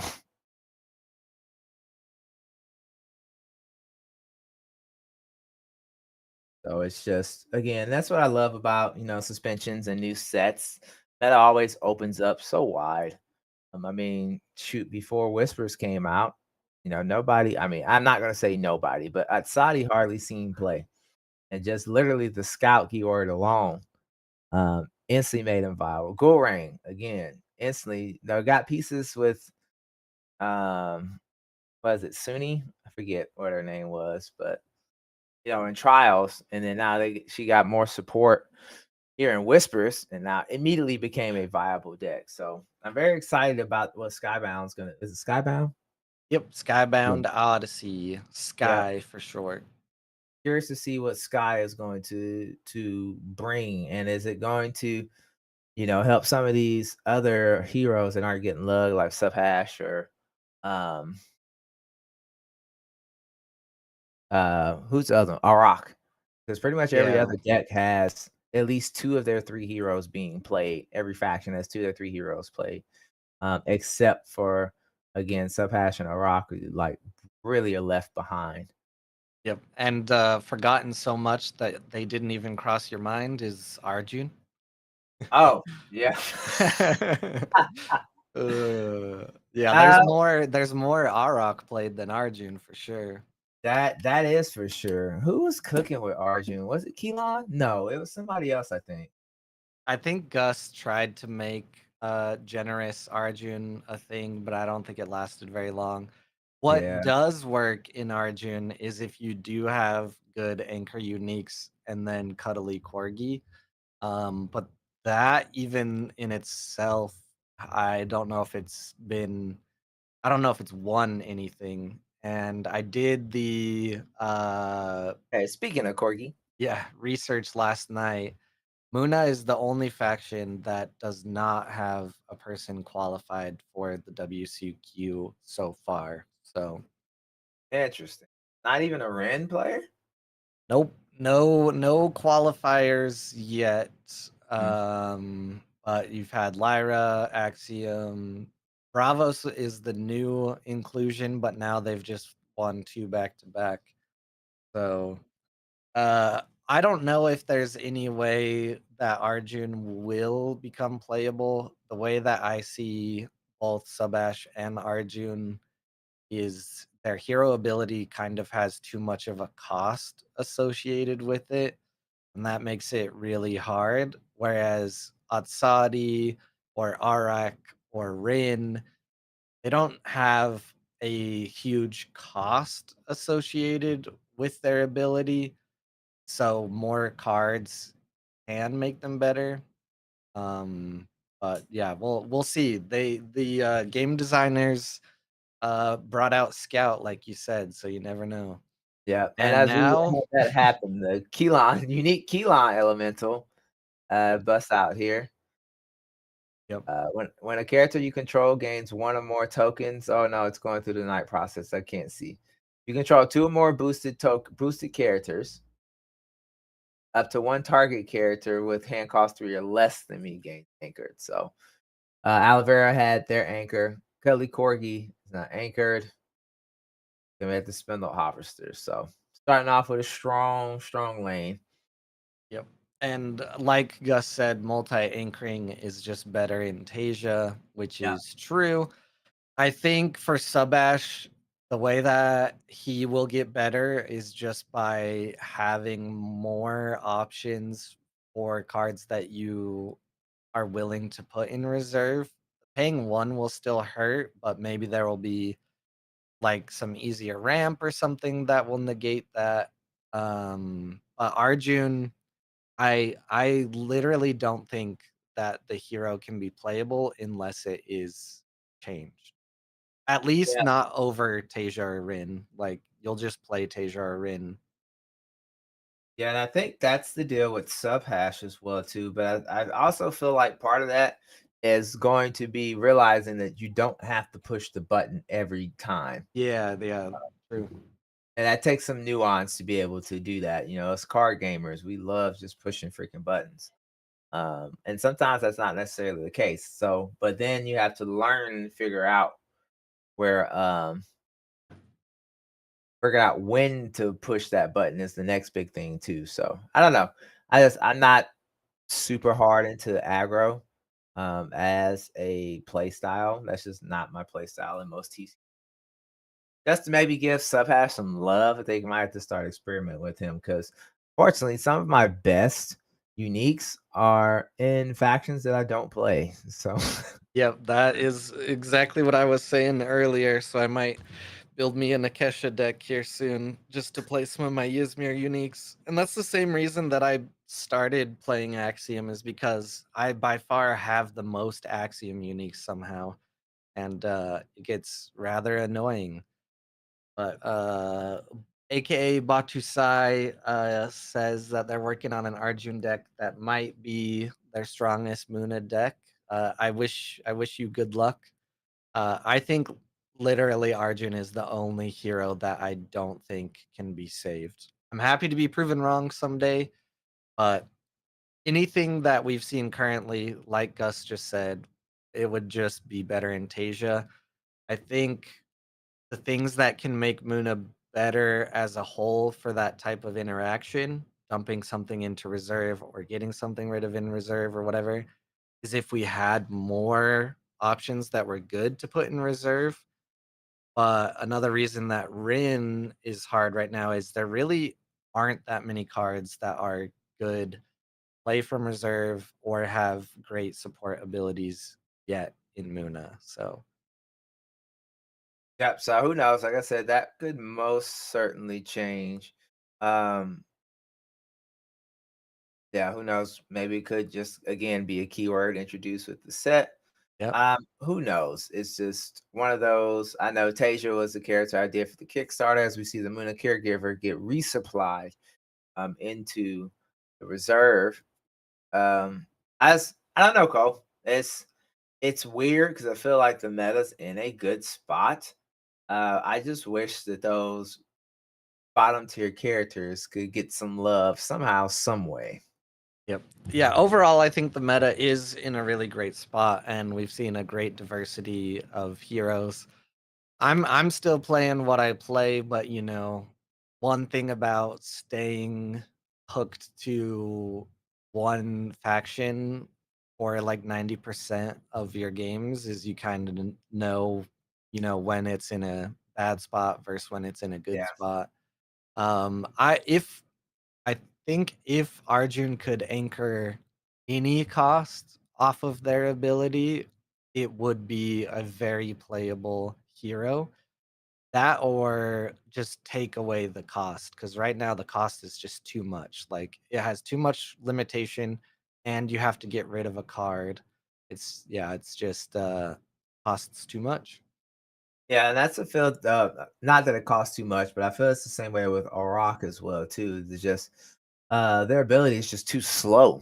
Yep. Like the amount of resources you try to have to commit to do a quick ramp, it just doesn't happen. At least like in Trace, you know, usually you beat Trace by ramping before he does, but he gets the opportunity to put cards in reserve, and Axiom's kind of built where there's quite a few cards that Trace can run that there's cheaper coming out of reserve than they are from hand. So you Yep. got another unique here, Capelia.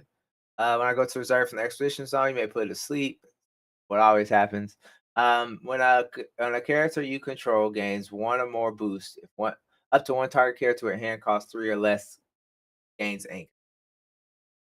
Yep, and now we're gonna see the anchors go flying. This is Easy Lopez, his classic setup here with the anchoring uniques. I do love that the Corgi has found a home in these type of decks, but it's also kind of sad that Corgi is actually not as great as you would hope outside of having these. And I do not have any great anchor uniques at all. So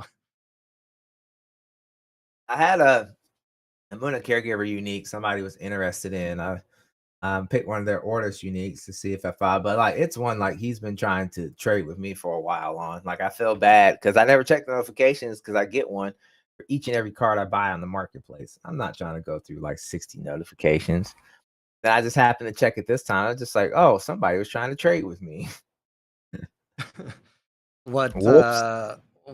how often did it anchor? What was the conditions? Um, I actually was pulling up on my phone because I knew it was gonna come up here. Yeah, because I have one caregiver, but it's like at dusk. If you have something, you can put a card in reserve and then anchor something else, which is a far cry from every time a character you control gains a boost, anchor something. Oh, he did accept my trade. But here we go. I can read it still. So it was 2-2, ones across the board.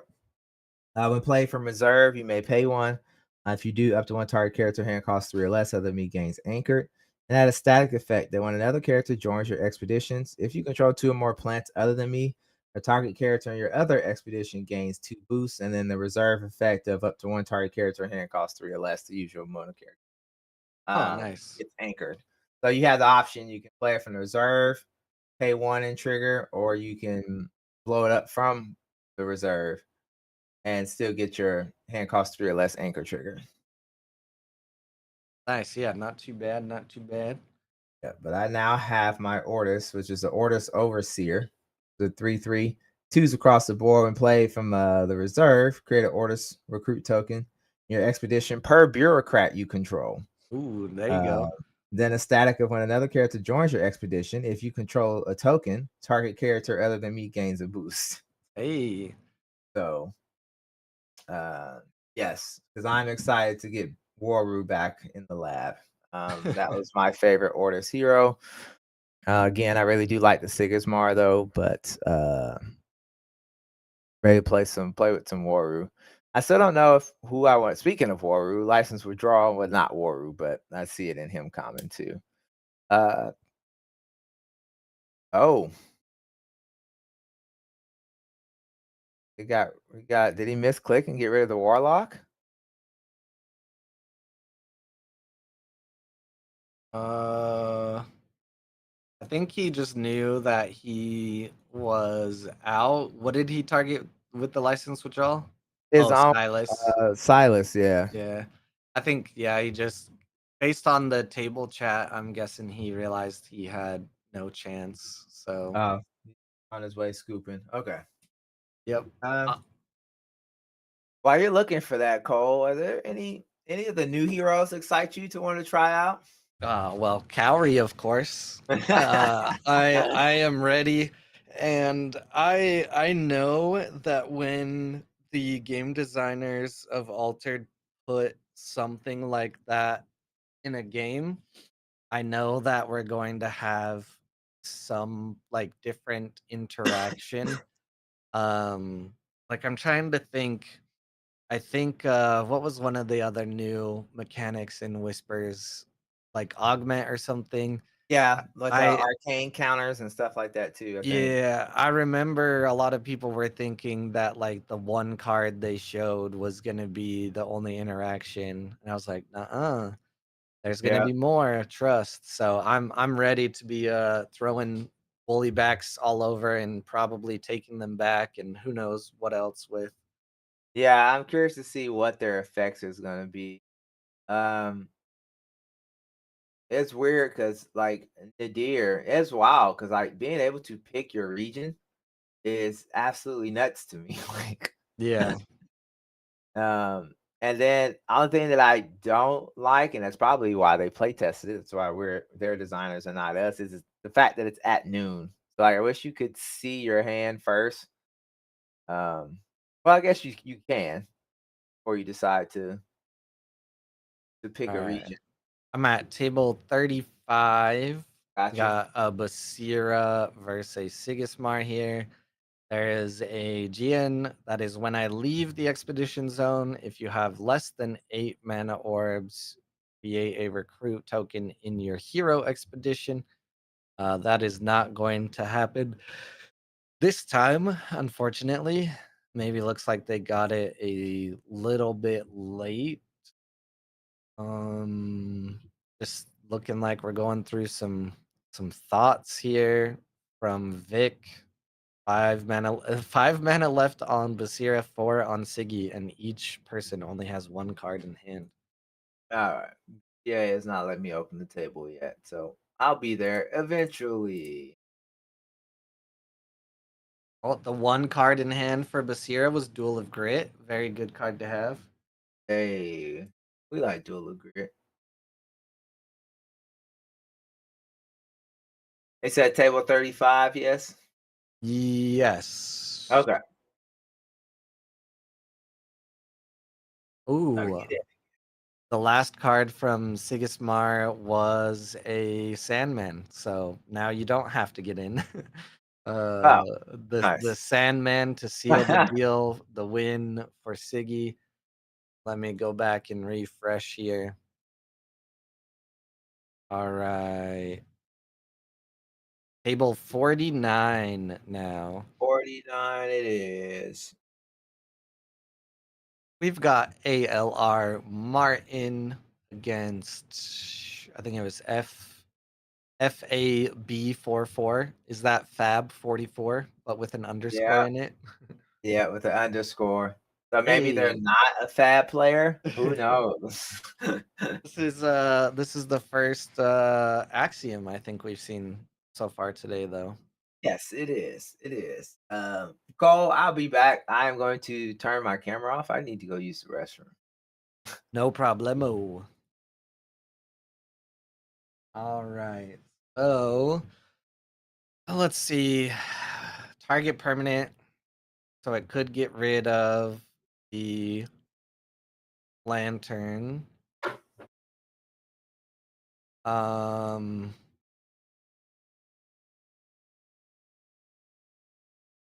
what else did we already have? No Baba yet, but now definitely don't want to put it out. That Grems could have been just sitting here in reserve for a while now, threatening to destroy any Baba Zizba.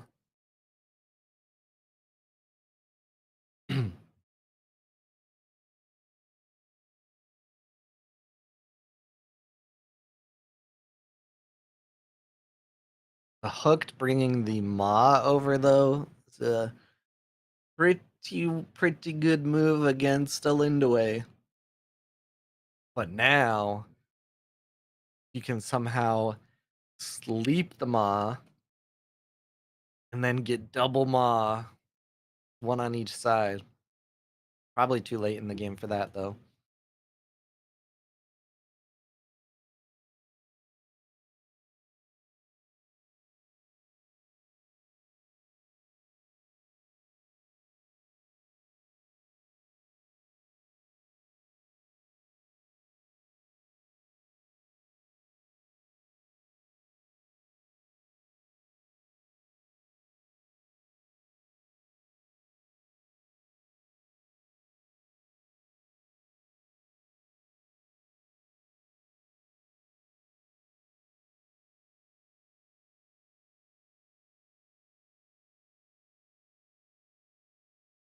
Oh, Fab, you gotta act quicker. You're running out of time. There goes the Moth Lantern, like I prophesized. They can use the Gimmel to create another bug. What's this one card that Martin has? Especially, it has 1 mana cost. Don't worry, just another hooked and another card draw. And Traced still has the ability to create another bug. It doesn't need to. Bug Out Bag is still going to chill there and be available. And now going to have this Axiom Salvager that's going to get access to another card. It's just all the cards. So many cards, so many things. Great card velocity, as Mamolian said. Yes, it's like what is it, Mr. Magoo's Magical Emporium or something like that. I can't think of the name. That's what I always think of when I see Traced. Just all that wonderful card velocity. The one character that doesn't get to draw a ton of cards outside of Hooked, but he still sees a ton of cards. Yep, and we just saw Hooked and Hooked, and there's 2 cards right there. Out here near the Thunderdome here. Wow, this Lindway's only got 12 cards left in the deck though, too. So Yep, 3 in hand for both, but notably, as you can see, the Traced here has the Salvager and the Gibble. Both very good cards to have in reserve right now. I just can't see Gibble. Every time I see Gibble, I think about Pokemon, not the deity. Speaking of Merlin, nowhere near that sick, crazy Merlin from the qualifier. I think he was Bravos though, wasn't he? No, was it that one? I can't remember. I think the Merlins have been in Axiom each time, and now there's probably been a run on Merlins that have this ability, but it could be wrong. As I yawn, this Stargazer, that one's a good one to have. So you may put a card from your hand in reserve. If you do, I gain 1 boost for each card in each player's reserve. When you play a permanent with hand cost 3 or more, you may pay 1. Probably never really used that. Martin is saying GG. I don't think we have it. Emiliano, hello, what's up? It goes well. Another sold out European AWOL Monday here. Well, European friendly time zone, I should say. Yeah. AWOL Monday. Got the Kraken. I do have a unique Kraken that I really like. Not a Kraken. Kawat. It says sacrifice ability, but it's only when played from hand. So I still get to play him out of the reserve for free without having to sacrifice a character. So, all right, and Trace takes the game. Just too many cards. Too many cards traced. In a serious competition, the guy would just sit there for 5 minutes now. I mean, I don't think it has to do with like level of competition or seriousness. I think it just more so depends on the person and their personal feelings. And then it is a difference of if it's in person or on BGA. Because they're a little different time rules. But table 32. Oh, look, it's Atsadi versus Atsadi. Hey, One of them has 3 Scholars Vaults out now, but also has negative 35 seconds. Table 32. Also, hello as well from me, Emiliano. Nice to see you. Oh, the hunger is gonna eat all those vaults. Num num. Hey, cat. Oh, you flipped.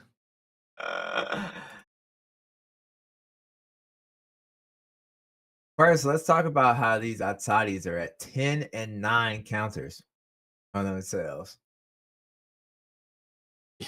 Yeah, 9 Yeah, and 10. They need some bug fixes. Just slot those in, nobody will yeah. know. Paint them red with a marker. Do you wanna say hi to stream? Yeah, came to say hi. Oh, and then we got Kybera, a unique Kybera. I'm gigantic. I have Tux X, where X is the number of regions between your hero and your companion. When a character you control gains one or more boosts, draw a card. So we got tough 3 on this Yeah, Kybera. this game right here could go some very interesting ways depending on what is in the remaining mana. Ooh, what are you gonna send back to hand? The hunger. Ooh, Uh, I mean, I guess since it already ate all the landmarks and everything, that right, is a good move, especially with the Kaibara out. But man, is it risky for the next couple days. right. Hey, don't get on the desk. So how dare you invite me and then tell me how to be up here? She's a menace. She'll Mm. like want attention and then sit in my lap and I'll be petting her and then she'll just bite my arm for fun. Don't just do it now that I just said it. Is that on cue? Not a problem. This might come down to time though, because I think we're getting really close to the end of the round. What was I didn't even see the quick action was just to draw a card, Yes, Kybera's yeah, discard was the draw card. and now they've cycled their deck. And now we've got another vault back out. Obviously the last vault, because the other two got munched by the hunger. Just a quick Theseus to after you, basically. Yep.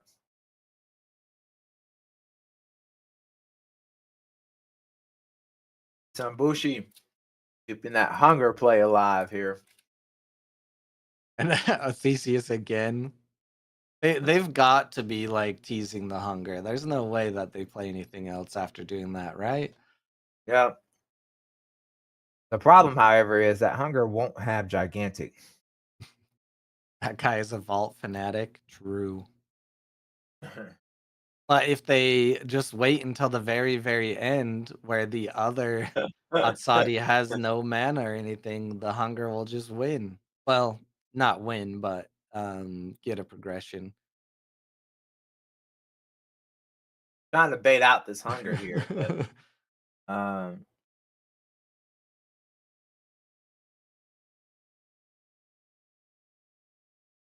yeah, because unfortunately, um Durden is okay, honey. Okay. Um yeah, see, he's gonna pass. He's not gonna play that game back and forth. Now, Malice is good to play out whatever he thinks is gonna help him win this lane here, which is Theseus or Thesis, however you pronounce his name. Goddamn Greeks. Oh, and there it goes. It Mr. is. Durden gets the wind on time.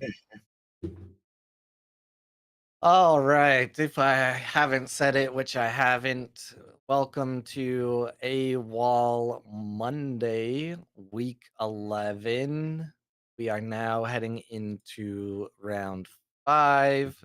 Let me refresh. Do we have that many undefeated players still? Oh, yeah, there's a good There amount. there's a good amount. There's 8. So within the top 4 tables, I assume. Yeah, so we've already watched Easy Lopez. Do you want to do table 2? Yep. That's what I was one I was looking at too. All right. Unlucky or unfast at clicking buttons? Um We got Zirkle against Acturiano. Actoriano. Once the table starts loading up here. Yeah, they're still in to be played, so I gotta wait.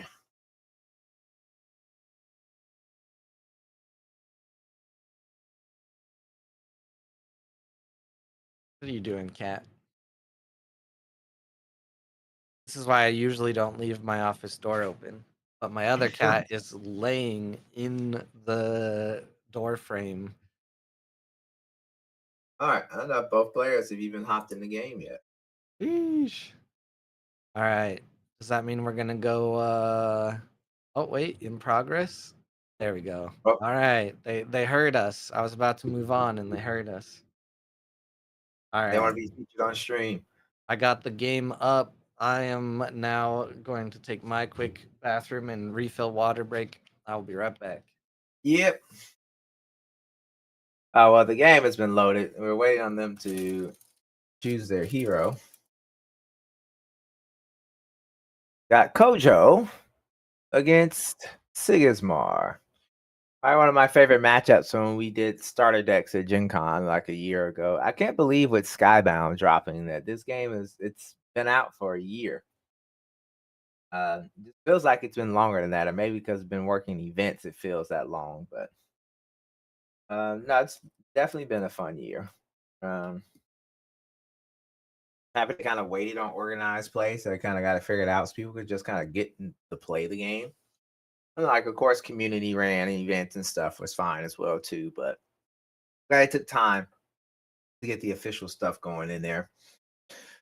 So we are with Actaranio, our Kojo player, because it's reversed. So Actarianos from Spain, he's playing Kojo. Then Zirkel's playing Sigismar.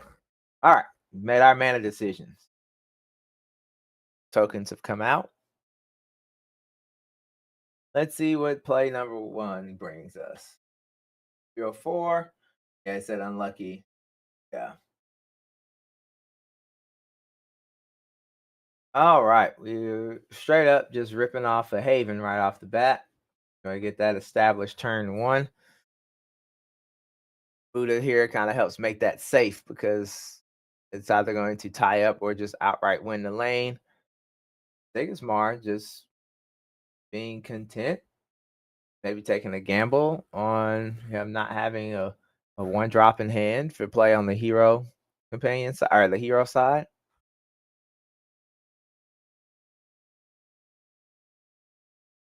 We'll see. Thinking long and hard. All right, now it's fixed.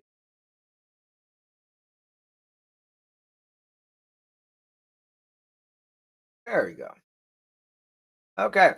So trade off on lane expeditions, standard day 1 things here. We're heading into day 2.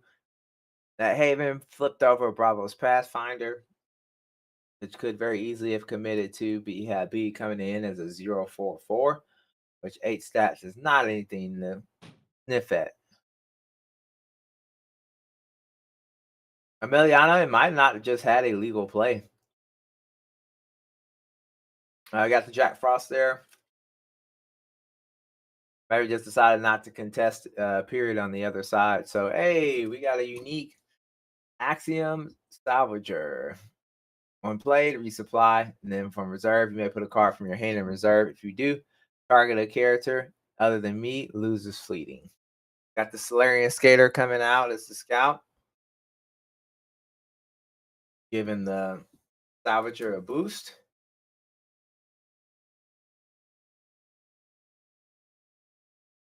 Now they'll end the day. It'll be a 2-1 trade-off.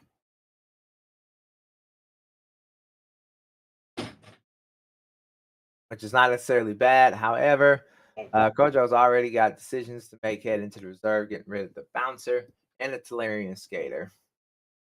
We're now heading into day 3.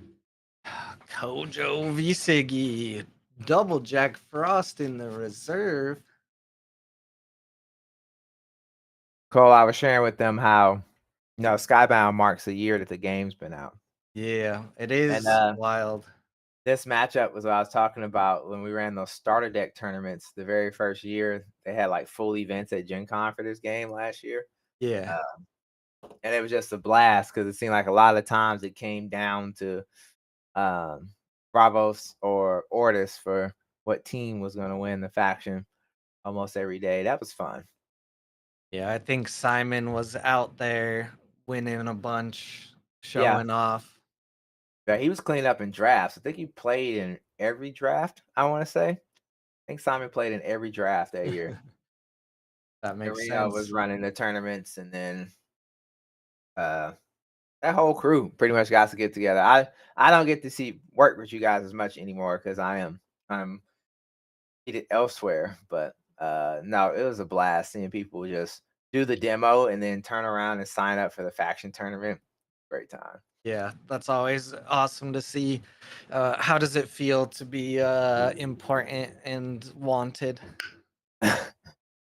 it's it feels good because it's no longer a matter of I hope I be picked. It's just, oh, I hope I get to do what I want to do first. Yeah. And it's like, all right, I've put myself in this position, but now it's just like, oh man. So we'll see though. We'll see. Um, I meet people from everywhere. Like met people with Asmodee, Equinox. It's just nice to be around, everybody or putting faces to community Discord names. As we end the day here with just a single advance from Bravos on the companion side there. Which I always think is very cool when you get to do an off first player advance without Buddha there, right before Buddha gets to come back to you. It feels like that equivalent to American football team scoring at the end of the first half and getting the ball at the beginning of the second half. Yeah, sports.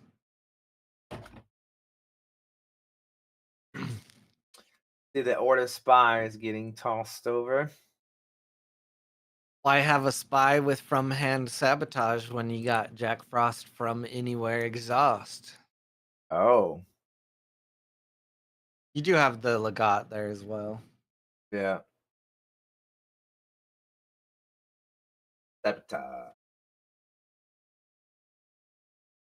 Okay.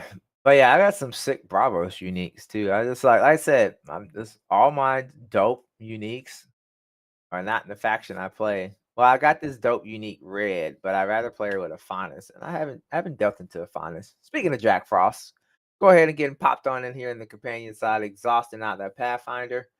Gojo said that's fine. You exhaust mine, I'll delete yours. Sabotage for sabotage. One card left for Kojo, though. This is where we usually see a hard spot for Bravos is lacking the card draw since they're throwing so many out. And now the exhausted Another, Pathfinder will go bye-bye. Oh, it's okay. There's one right there. but now we have fully exhausted out Gojo, which I think I am okay with, honestly. Um, I would be okay if I had better hand advantage as a Sigmar player. Like, last thing you want to do is you have forced your opponent to play out all their cards, but you don't have options in hand either. And I would tell you, fight playing Magic and any other games like that where top decking is real scary, it feels just doubly scary in this game because like a lot of times when you hit these points, you need like both cards. You need both cards to be good, but you can't afford both cards to be good because you have to resource one of them or to have enough mana to play Yeah, them. it is the absolute dilemma.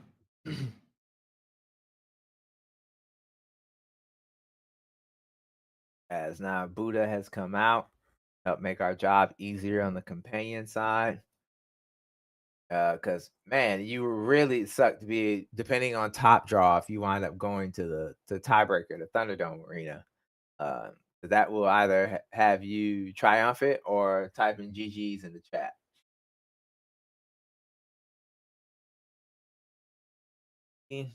Got the token here. Here's what first play Sigismar is thinking about making here. If you Probably, guys, probably just license withdrawal as usual. right? I mean, it kind of feels bad popping that on a Haven bouncer that's already leaving. But if you don't feel like confident enough that you can win that lane, then it could just be an incredible heads up play.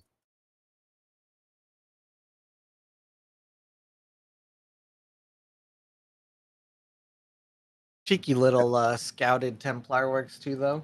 Yep.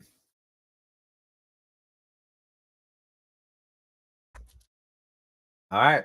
Last card is a unique out of Kojo's hand. Unique three little pigs. I don't think I've seen a unique three little pigs. Control one or more landmarks. Reduce my cost by 1 when I leave the expedition. Draw a card. I love that. I have an Anansi that has the same thing where it reduces the cost by 1 if you have a landmark. Very Nice. nice. Are you still in there dabbling with Lyra, Cole?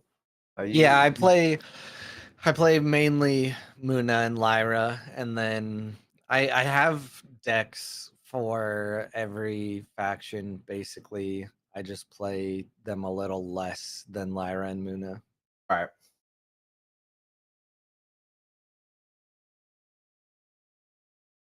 Hey, tiny prison or tiny jail, not tiny prison. Let me use the right name of the card. Yeah, prison would be if it went away for longer. All right. Tiny jail is just like timeout.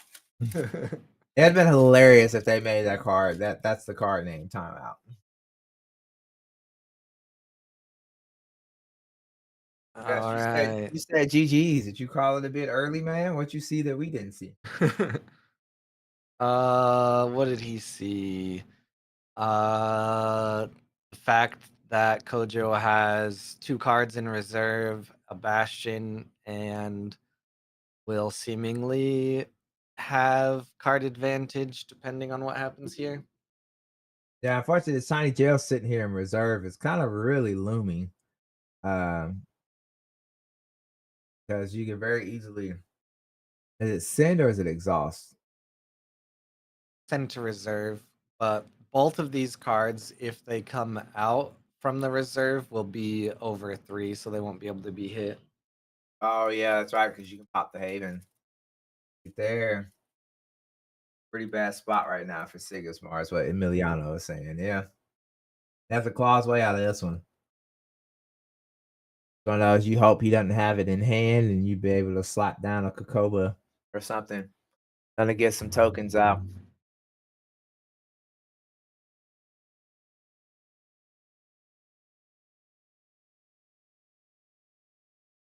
Yeah, you had type GG in the chat last day. I was asking what you had seen, and then me and Cole was discussing it afterwards. Because it may not be over Ozma. yet. There's a card draw for Siggy to get back in the resource game. Yeah. Right now, you may put a card from your hand in reserve. If you do, up to 1 character gains a sleep. That'll come in later. Oh Right. man. Now this reserve is really stacked by A Kojo. double Haven, a Tracer, a Pathfinder, and 3 little pigs.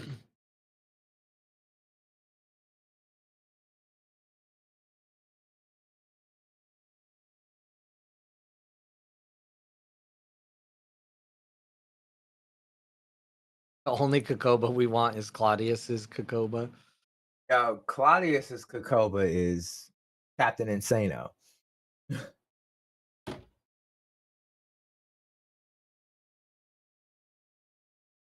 Was Claudius the Muna player? Who had that sick Muna Kokoba? I cannot think of the player. I don't know. They had a sick one too. I can't remember what it is. Now I'm sad because I'm just like, yeah, that was sick, but I can't remember it.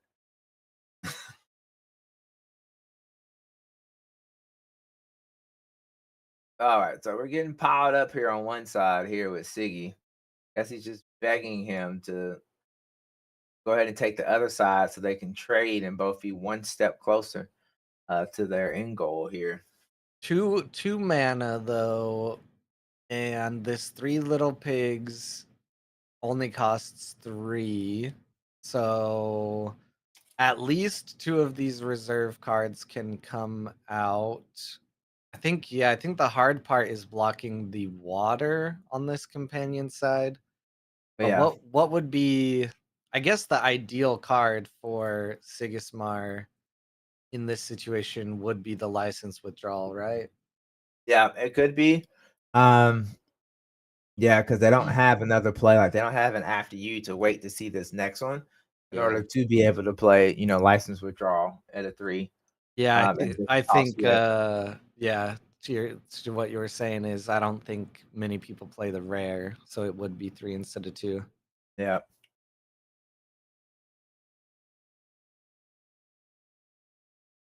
All right, we're just accepting our fate. Each are going to move one step closer towards each other, one step closer towards victory. I like the block here by the Kojo though, with Mhm. a nice little fire rabbit. Yeah.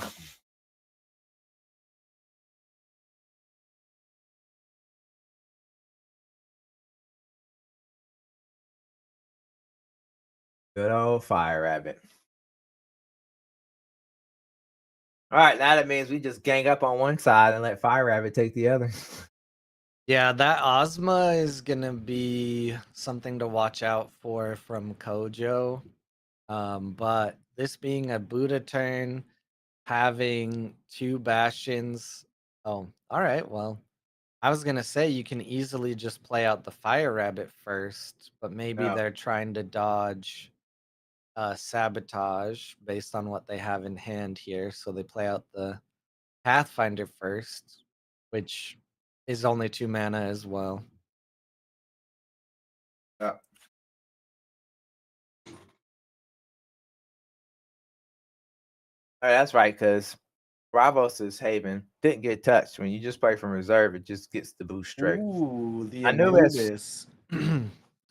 See, the hard part about this though is since the Sigismar wasn't first, the Kojo can just choose Buddha here, and yep. it's not that big of a deal to Anubis that. Still got that Ozma sitting there looming in the reserve here. Probably most likely going to move over to that companion side. Unless we just put the foundry mechanic over here. I mean over on the companion side. Forget I'm not the one managing this stream right now. Which of course that's probably exactly what's going to happen. And tie it up that way. A lot of decision points here for Siggy to make. Try to close out this game. You don't want to reveal the card you have in hand, you can also just discard the Ozma to put the recruit. Is that what you were saying? No, I was just saying that we're figuring out here. Because the Ozma should, is it the token draw the card one? Yeah. And it's when played. Oh yeah, or I guess it is better to play it out because you would draw another card. Yeah. Yeah. I forgot that it had the draw card from anywhere. Oh. I mean, we could play, there to block the water. However, the last card in hand has to be something or else he wouldn't have done that. Yeah. Sandman does go hard. I think ooh, yeah. If you had enough to do both a Sandman and the Ozma, that would be wild. Ooh, it was a rallying call. Nobody's asleep though. Yeah, the unique puts to sleep. Yep. Yeah. All right. We gotta nope. I was gonna say we gotta stall out. Nope. Didn't happen. GG's. GG's has been called. Yeah, I wonder if playing the Anubis at that moment was kind of a mistake. Especially because they didn't get the card draw off of the Ozma. Yep. Yeah, it feels kind of brutal when you're making those plays and just like I hope this works out, and then the gamble doesn't. It just feels real bad. Sorry, we got a few games still left, Cole. What do you got your eye on? Well, table 12 has 71%, and it is two names I don't recognize off the bat. All right, table 12 it is. Sparlow has this lovely profile image of a older gentleman. I don't know if this is someone famous or this is Sparlow themselves. Can stream even see that? I think the overlay cuts it off. Yeah, you can't see it. You Oh. can see the tiny version of it, but I don't know who that is. I don't either. What I do know is we finally got a Faunus on stream.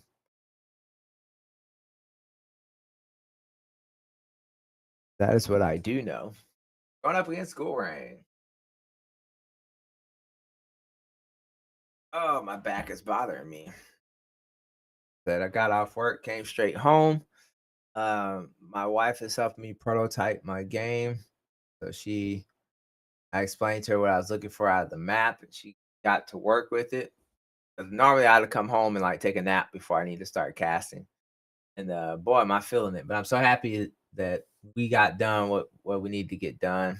Because then now I'm in a phase where I can just test. I can work out making the nice elements later. Nice. You making a TCG or a board game?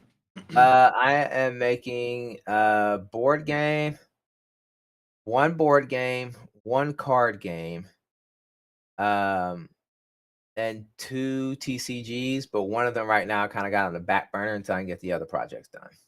Yeah, just a few things, just a few little things you're working on. Yep. Just a few stuff that like projects I've had for years and still had design notes on it. Just like, you know what? I work overnights now. The perfect time for where I'm not busy. I can just sit there and finish going back through this stuff and design cards and do play tests the whole nine. And those nights I decide to bring it, that's when I'd be super busy at work. So Nice. Well, I hope it works out, sells 10 million copies, and then you don't have to right. work whatever the other job is. Yes, I'm a maintenance man by trade. Oh, that's a sweet gig though. Yep. Emiliano, do you need an illustrator? I may need somebody. I will need somebody for digital assets. I don't know what style I want, but if you think they are pretty good, I would love to hear about them. Actually, let me find something. There is something cool that I've got a blast from the past. Gotta find it first. I can confirm that Emiliano is not one of those random Twitch bots that will offer you art. Yeah. Emiliano is a real person, and I have seen some of his art, and it's very great. So, Sweet. Look at this, sir. oh yeah, the box. Yeah. You gave this to me last year because I Yep. talked about designing the game. You're just like, well, here, maybe when you have your first road show, you can put them in here. And I have kept this. There you go. I'm glad you still have it. Now I just need to get famous, and then you can sell it for $1,000. Right, got your SIG on it. We'll take care of you here. All right, Go Ring is starting to get the train rolling. We've got the carrier out. We got the Mescatet. We are at 10 mana. Ooh, unique mage dancer. When you play a spell, resupply. Hey, yo.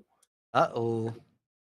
When I leave the expedition zone, draw a card. Oh, it doesn't get a it's not a boosting mage dancer, but the fact that every time you play a spell, you get another card, it may or may not work out. Yep, we might have happened on a resupply of Faunus game, and we're about to see if it starts going off. Yeah, sap infusion. Yeah, I need to see these decks in action anyway. Because I'm curious. I haven't heard about these yet. All right, and we've got another sap infusion that's come down here. I don't know how many counters it has because the cards are in the way.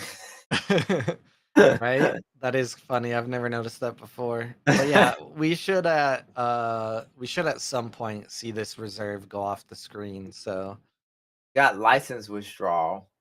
Sniping that spindle harvester that just had anchor. Boy, people hate anchored characters, don't they? yeah, it's rough out here. But notably the Mage Dancer not getting boosts Oh is man, pretty good.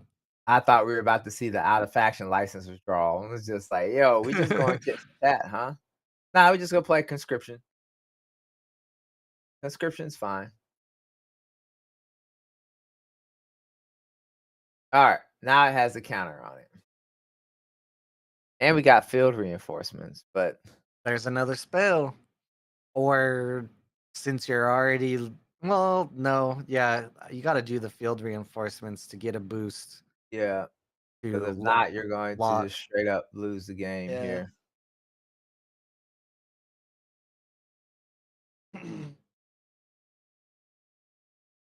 But now you win. We And didn't you get to got see the reserve go that wild, but did uh, did see a resupply of Faunus just win there with some conscription and field reinforcements. yeah, yeah. Nah, the I recent blood tag is pretty neat. I love field reinforcements. This card so good. Yes, I love playing in the order, so I haven't put it in any of my Izmir decks. But again, I'm looking to experiment with a Faunus because I have a unique red here. He's a 2/2/2/2/1. I have season, and when I leave the expedition zone, if I have two or more boosts, you may return a card other than me from your reserve to your hand, and has a from reserve effect of after you, a discard effect of after you. Nice. All right, this game's over. Wait, is Yeah. this game over? You're putting someone to sleep. You're at table 44 or 42. I am at table 42. I thought it So was 40. about to be over. Yeah, 42. Okay. Ted win against MNT Melis. I believe Yeah, because that was I think Emiliano's. Yeah, my man Males loves the Scholar's Vault. Well, oh we're yeah, we're that's here what yeah we're again. talking about. Yeah. W of Faunus. See, Gus, that's all you got to do. You just got to play resupply of Faunus. That's how you get it done. Okie dokie. That's Emiliano. I have to get your contact information from you somewhere, buddy. Um, if you're referring to yourself as being that good illustrator. And will you accept bottle caps as payment? What kind of bottle Hey. caps? Like in the tradition of Fallout or Yes. all Yes. right. I'll take some caps. Yeah. And only because he's Italian. No, no. How how I'll did you take it. feel that Giacomo won the recent WCQ? And how do you feel that he did it on only two uniques? That making Italy proud? Yeah, like that's crazy. Like to accidentally build well, have it listed and then not do nothing and then it decides to sell the night before. Yep. Yep. That's the unfortunate thing is like some people will watch tournaments and whatnot, and even if it Yeah, wasn't like on purpose, yeah. um, they see like, oh, this unique or whatever is doing Oh, well. oh, Kybera got put to sleep. Twinkle Twinkle goes so hard, and it can just be played again. Yeah. Are we Oh, they going to return it from hand so they can play it twice more. this is crazy. You gotta put three characters to sleep off of one instance is Twinkle Twinkle. Man. Absolutely nutty.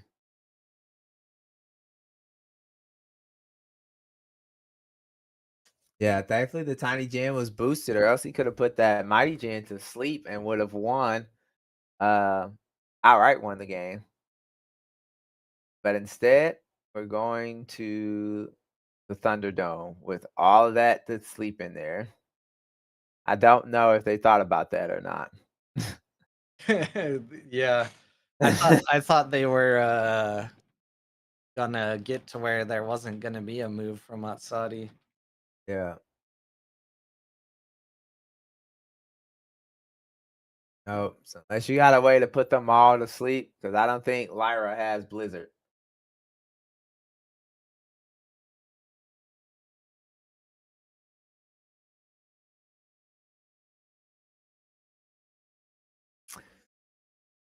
Day 10. Was that a miscalculation or because I they that's didn't. also, I think they might have forgot that that Tiny Gem was boosted, and their math was one off. Uh, Yeah, because I actually took a screenshot because oh, I was sharing it. So if they sleep the Sakura Brew and the Kaibara, yeah, um, it was 2-4-2. oh, they wouldn't have moved. But then they would have been able to, yeah, they could have held it off another day at least because they could have And they're slept kind of in a lose-lose the, situation at this point. yeah. Yeah,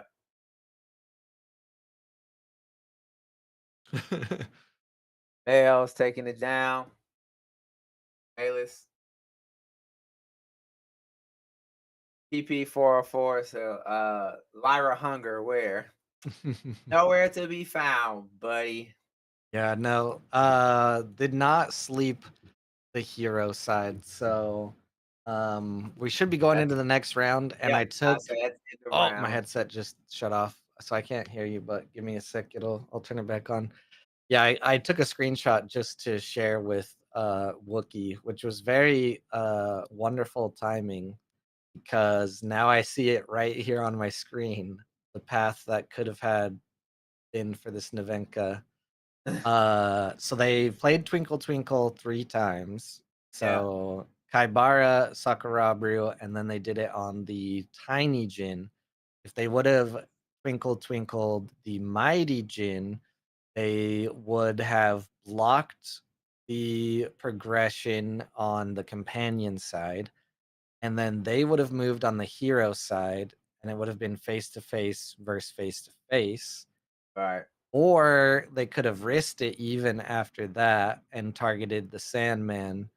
And if they got a boost on the Sandman at that point, then they would have outright won. Safer play definitely wouldn't have been to risk the Navenka play, but yeah, very, very unfortunate. Didn't quite see the lines, which it happens. We all have great lines. We're gonna see all the lines when we're watching games, but when you're Yep. playing them, sometimes it's just hard to chase that thread. Times which I just like Tanjiro and I can just smell the line and just be directed to what to play and sequence it how. There you go. All right, table 1, Helfer versus Octen. All right, yep, they are two undefeated players, so somebody's guarantee. I guess they're both technically gonna make it. Got my boy Bray Wyatt, the Fiend, as the profile pick. Error loading the game.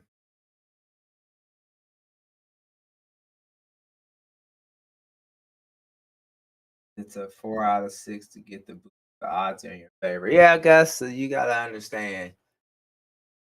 Some folks don't know when to roll the gamble. It's like if you're gonna lose, you have a chance to lose even on a win. You just gotta find the line. All right, there we go. Now I'm in.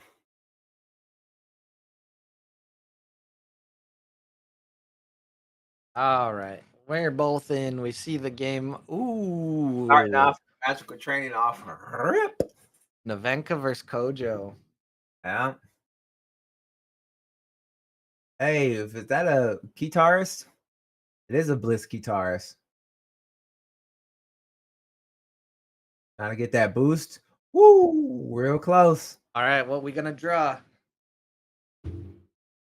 real close. Hey, Ouroboros Trickster. I love the guitarist. It's so good. I love that whole like set of that whole theme. Like that's almost ran when they decided to do the demo deck um tournament. I was just like, nah, I'll stick with Acacia and these new tools with Izmir.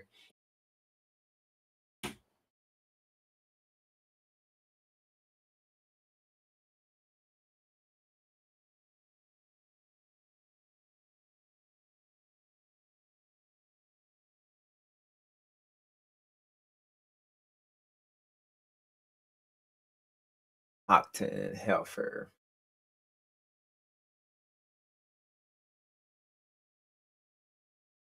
Two Frenchmen. Play the Mighty Jin there. I think France has an Evo in a couple months. Now I think about it. What are you following at Evo these days? So Street Fighter 6 is my primary game there. City of the Wolves is starting to grow on me. And then Guilty Gear Strive. Nice. Yeah, I feel like we've talked about Street Fighter. Well, Yeah. we need to get a Street Fighter night in Oh, or something. oh, that was the one for Street Fighter for Jesus, Street Fighter for Trickster. I mean, Yeah. Yeah, I uh, do that when I'm playing Nevenka sometimes too. Is I just see the yeah, one and immediately I'm like, no, and then I'm like, okay, oh wait, it right, wasn't as bad as it could have been. right. Is the anchor on this one good? Yes, it is very Yes, good. yes, it is. Got I that can tell you velvet how many version. times. I swear, every time I did not want the anchor when I played Navenka, I always got it, and it's just like That's how it happens. this is great. And then when I get the when this character leads the expedition, I never roll the one, even when I had the Ouroboros out, so that I could have my choice. So Trickster staying on board. I mean, not Trickster. The category Mage Dancer staying on board. Um, who's going to probably pick up? Do we pick up that guitarist or do we play? Because he's statted to the moon right now. Oh, I mean, you're opposing the Mighty Jin, so unless it's like magical training played first and then picked up, I would pick up the guitarist, but we'll see. Body's at the door. BRB. All right, tell him I said hi. Dun,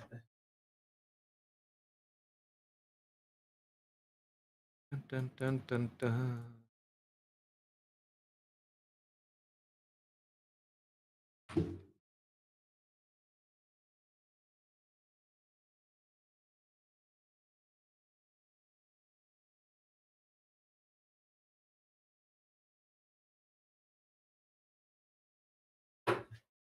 I'll find out, buddy. Wife and children are home. Boy, sure glad I wear pants when I cast, huh? I'd have been real surprised. Had a Zoom call with a friend like that we had. Yep, just completely forgot that he was only top half. Was it total Winnie the Pooh or? Right? No, it was, but it was just funny because it was just like, had one of them like, oh, and it's funny because he's like one of the most professional dudes always, and then just to see that everybody got a kick out of it. The boss did too. He thought he was like gonna be in trouble, but our boss had so much of a kick out of it. He was just like, this is great. Like, my day has been made. Y'all are good. Oh, Twinkle Twinkle coming in, putting the gin to sleep.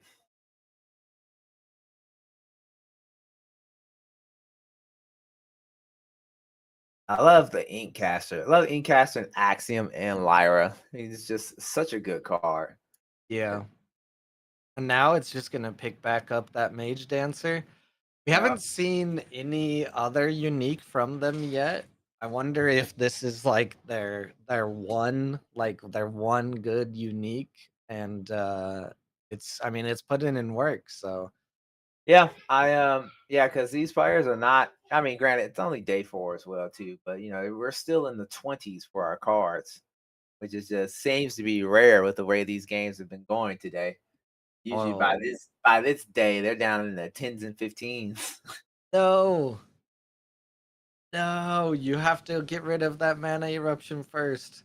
Yep, Ow! it's going to come right on in and blow it up. Getting rid of that unique tooth fairy there. See ya. All right. Got Martingale, an Inkcaster, Oh, and okay. Here we go. They got another. a Okay, so they have a suite, so it's not as cool of a story, but still cool. Yeah, this one at least gains a boost, and then still the same deal when they roll the dice, you get to add a card from reserve to your hand. Hermes, Navenka seems to be played more often nowadays. Makes me want to do my own take on the deck. Please do. Iterating your own touch on a deck is what makes card games so much fun. Like most heroes have a lot of what's called staples. So if y'all are not familiar with TCG staples, it's cards that you literally put in every deck, though. It's essentially quote unquote stapled to the deck.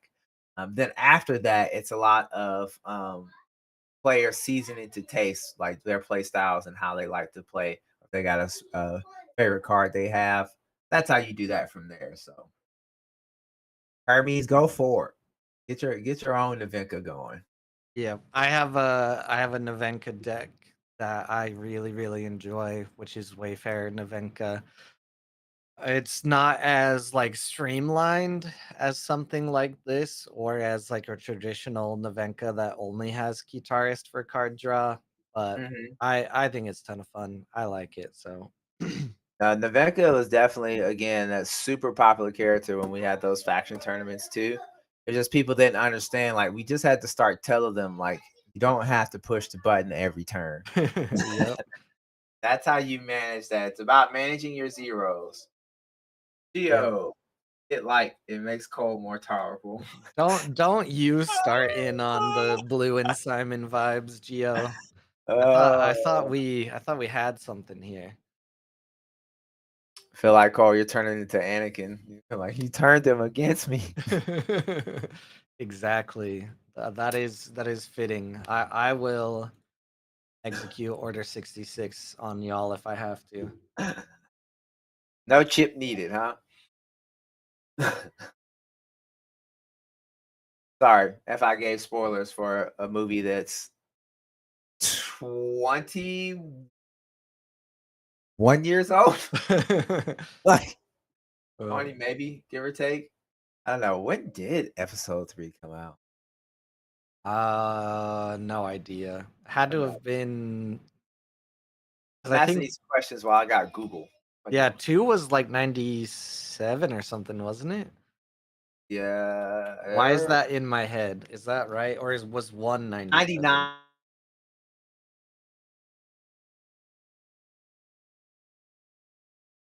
Yeah. Let's see. I got that. Oh, you got the action going on. May Oh, 19th okay. of '05. So 20 Gotcha. years. Yep. So 99, Gio said, Gio said we 2002, do.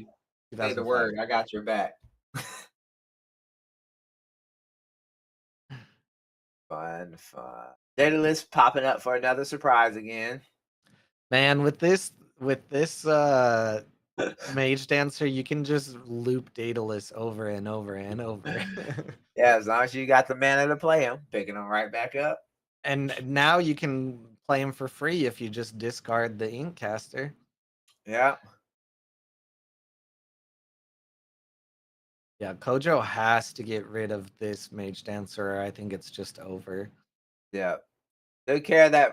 It was the right play with the first one, but it's just like it almost got baited out so that um Heifer could play the second one. Yep. Where's your dog? Where's your Duel of Grit? Oh. Oh no, that's just the boost. God dang it. I just need to start looking for Navenka. If Navenka sideways, that's when I know the one is ooh.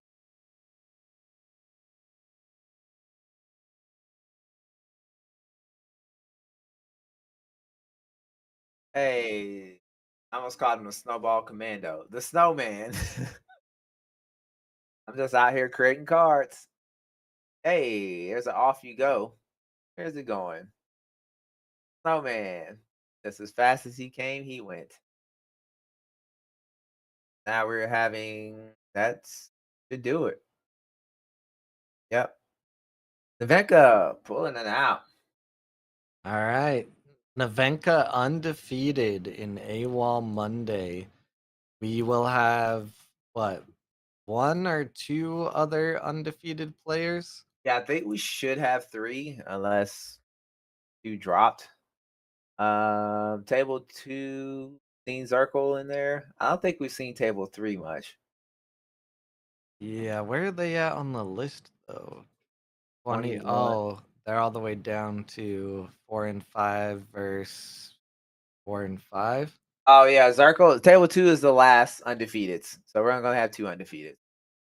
Two undefeated. So let's see. What do we got on table two?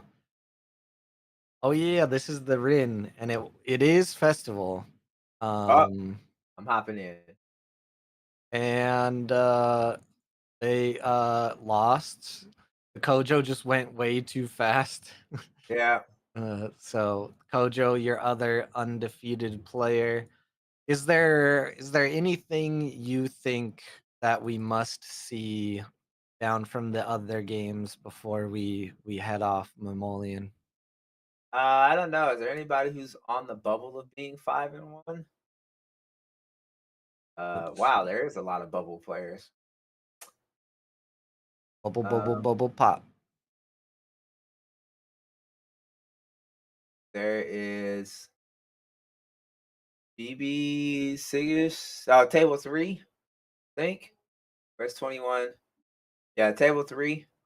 What do we got on table 3? Okay, Fen versus Trace. This'll be good. This will be good Yep. way to close it out. And this one is the winner gets to be 5-1. Loser is eliminated. Oh, Fen pretty Grace is having far in the trouble getting lead my here. big here.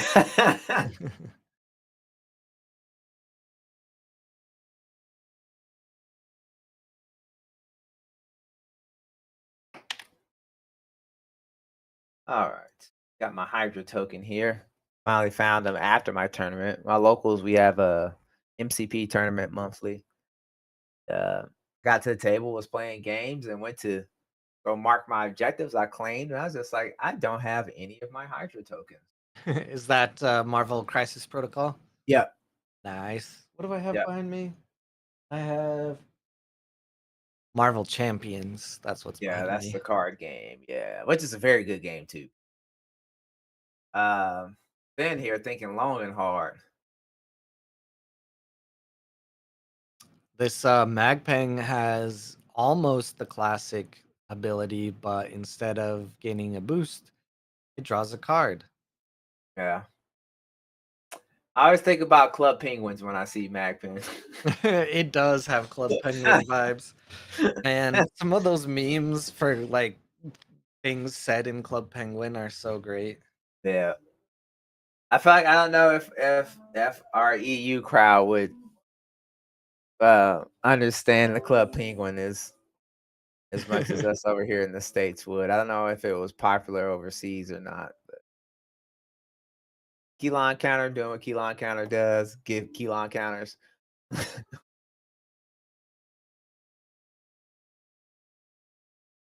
Trey's trying to close the gap there. 2-0 day.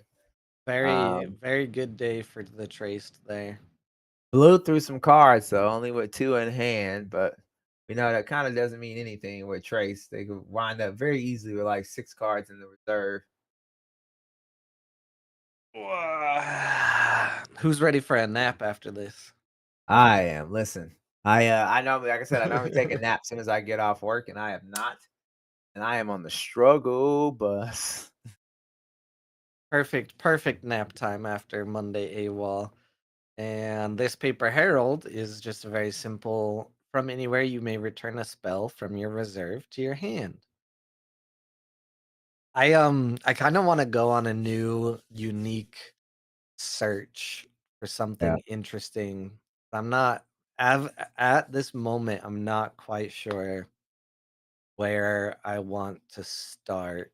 So if anyone has any ideas of something to look for that won't be crazy expensive, but it'll be fun, let me know. It's a fun little thing to search for uniques. Yeah. Speaking of fun uniques, slay the hand. Yoink. And away. I had to mention the nap for Gus. He likes to call out my nap time, but Uh, Nap for Robbie. Yeah. I think today no nap though. I'm gonna get to working on some stuff. So Yeah, I don't have nap either. Normally I would be going to go pick up my kids from school, but my wife went ahead and did it. So having a 6 and a 5-year old, I'll go to sleep when it's bedtime. when you go to sleep when they're asleep and stay asleep as long as they're asleep. Yeah, but not too asleep because I need them to go to bed to wake up on time for school. So it's a very delicate balance. Um Tanuki. Now he's is he taking out Frankenstein? Yeah. Trace got Ganesha X-ray uniques. file there. I already have one, but I'll look again. I have a machine and ice unique. No, I don't. Not mine. I'm trying to figure out. Um, the Ada Lovelace I like. I had a Mowgli. That was one of my. Have any clothes on? Thank you. No, not up here, baby. You give me a second. I'll be down there though. All right. Trace is up. Thank you. I'll take the pressure. Free pretzel. Yeah. I don't turn down snacks. My kids do the same. I do have a unique daughter Driscoll. She's a 3/4 for Axiom though. She's a 3/4, 4/5/5. That when played from reserve, target opponent draws a card, and then play from reserve, you may sacrifice a permanent. If you do, I gain 2 boosts. Nice. Very good in Sierra right now, it seems. Yeah. I All got like right. Olivia the Lake. Full Oh, sending the aloe vera. It is on the perfect little terrain right there. yeah. Two mana. Oh, but Trace has traced abilities, so Trace has Keylon counter as well too. Simurg uniques. Okay. Simurg is in Muna. Alright, bet. I'm gonna pull that up on my side monitor so I don't forget. Sabotage after rest. Yeah. Sabo. Simurg. Not Ortis. Una. Said not orders. You so Alright. so disgusted by just having the orders pop up in your search bar. Alright, Gus, I'll make a Simurg deck just for you. I also have a unique Ariadne. So do I put both of them in one deck and I'll play it on Wednesday? Who's casting on Wednesday? I forget. I have no clue who's casting. Let's see. It is it's Blue and Geo. All right. Nice. The Trace did it. Look at that though. Trace. Seemingly the Traced was not going to be able to stop the Fen here and just turns on the little Trace ability, does some Yeah. magic, and there he And goes. kept it as a 1/1 trade. Oh man. You know what's actually really good about these Simurgs? Even if their like classic ability is whatever, they're gigantic, which means their uniques are very interesting for very cheap. Nice. Like a 6 cost gigantic 5/3/4 in Tasia might have been a good call, Gus. All right, we're still waiting on Finn here. What? BJ's catching up now. There we go. BJ just had a weird like glitch out. Yeah, I love when it does that, or when it seems like it was behind for a moment and then it's just Yeah. speeding up. Yeah. Yeah, no, like I said, that's usually now Wednesday night is during my nap time before work. So if you ever see me playing, that means I've decided to risk it and not get sleep. But that'll be next week because I'm off because of Labor Day. So since I have paid holidays in order to make sure that I don't make more money, they schedule me an extra day off. So unless we're not having it next Wednesday, then I will be a sad panda.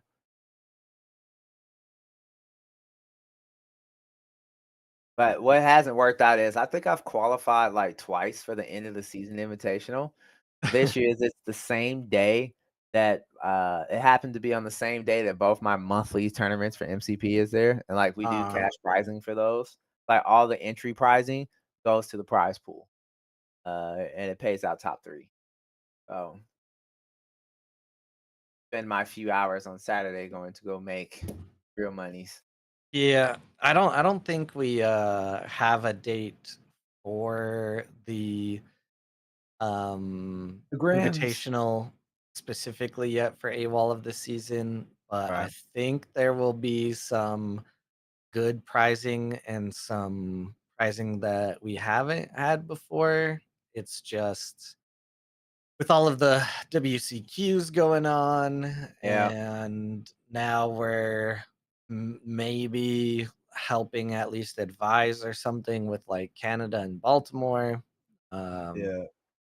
so a lot going on, but the Grims indeed. Yeah. Busy boys. There's just so Busy. much, so many options for Fen right now as well, though. Yeah, almost as well, not almost now, just as many cards in reserve as in hand. So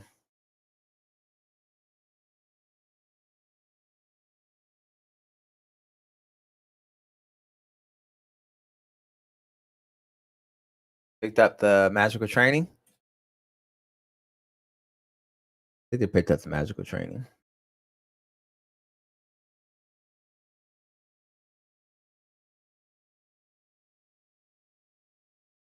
La di da. Snap 21 Sniffer. CH205. Is there any way that I should say this? Let me think. Sick so's? Experiment 626. I'm trying to see if like it's some code name or something. What does it look like upside down? Sachis? I don't know. Who What knows? whatever your name means. Negative 2 minutes to Yeah, BB Siggy's 5.5 minutes. You got to be careful. Luckily, I think there's still some time in the round, but getting dangerously down there. that's a card you don't mind seeing at all. Hooked. OP. Clutch work. Look, come in, toss that paper hero to the other side. Be winning both lanes, but Finn's has got tons of mana, so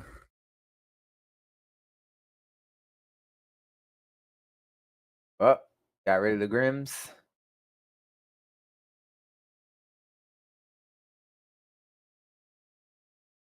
Now it's really an uphill climb here for Trace. That time deficit may not matter at all, actually.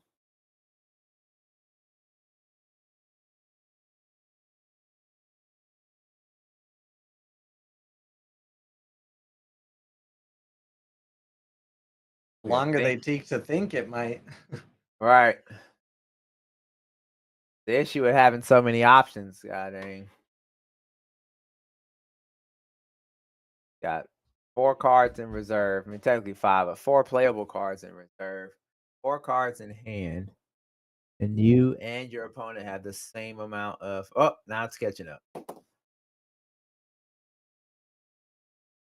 So Hathor got tossed.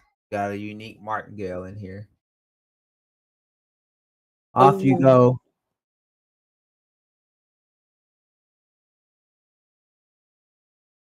So now we Hooked.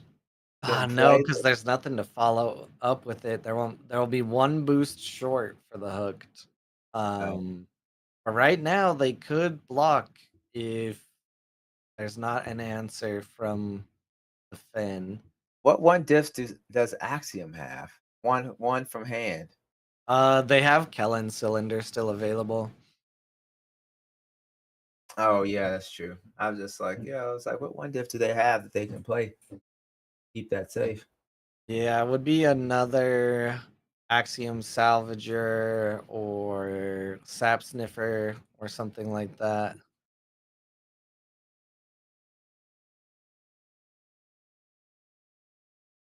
My youngest is trying to sneak up on me. Like I don't hear them. There's only one way to come into my office, and you have to walk up wooden stairs. But sure, I'll oblige. The only thing keeping you from going to hang out with the kids is this traced trying to think through this Right. win right here. This situation here.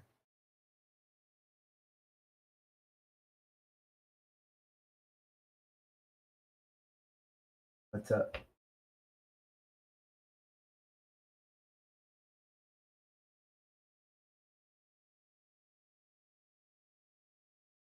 Man, it's 2 cards. You got 1 mana. Yeah, so it's on the thinking now for Fen. Yeah. Wondering if they're just using their time or seeing if they have a way to stop the win from Fen right here. Let's see, there's 3 Hathors in the discard. There's only 2 Ink Casters. Right. Nothing we could play from reserve because everything is more expensive than 2 mana. Yeah, an Ink Caster would be perfect right here. At 8. Okay, I know. Back up though. Daddy. Thank you. Oh, off you go. Another one. That should seal the deal. That's it. Yeah. Is it broken? Yeah.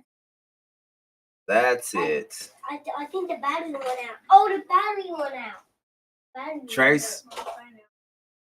battery. I don't think the counter matters here because you don't have 5 in Oh, water for that. I think the battery went out. Oh, bug fix. Yeah, the battery went out. Okay. We have to see about getting some more batteries. Get some more batteries from the store. Got the brass bug out. Oh my. Wow, the traced did it. And Finn can't play anything, so that's yeah.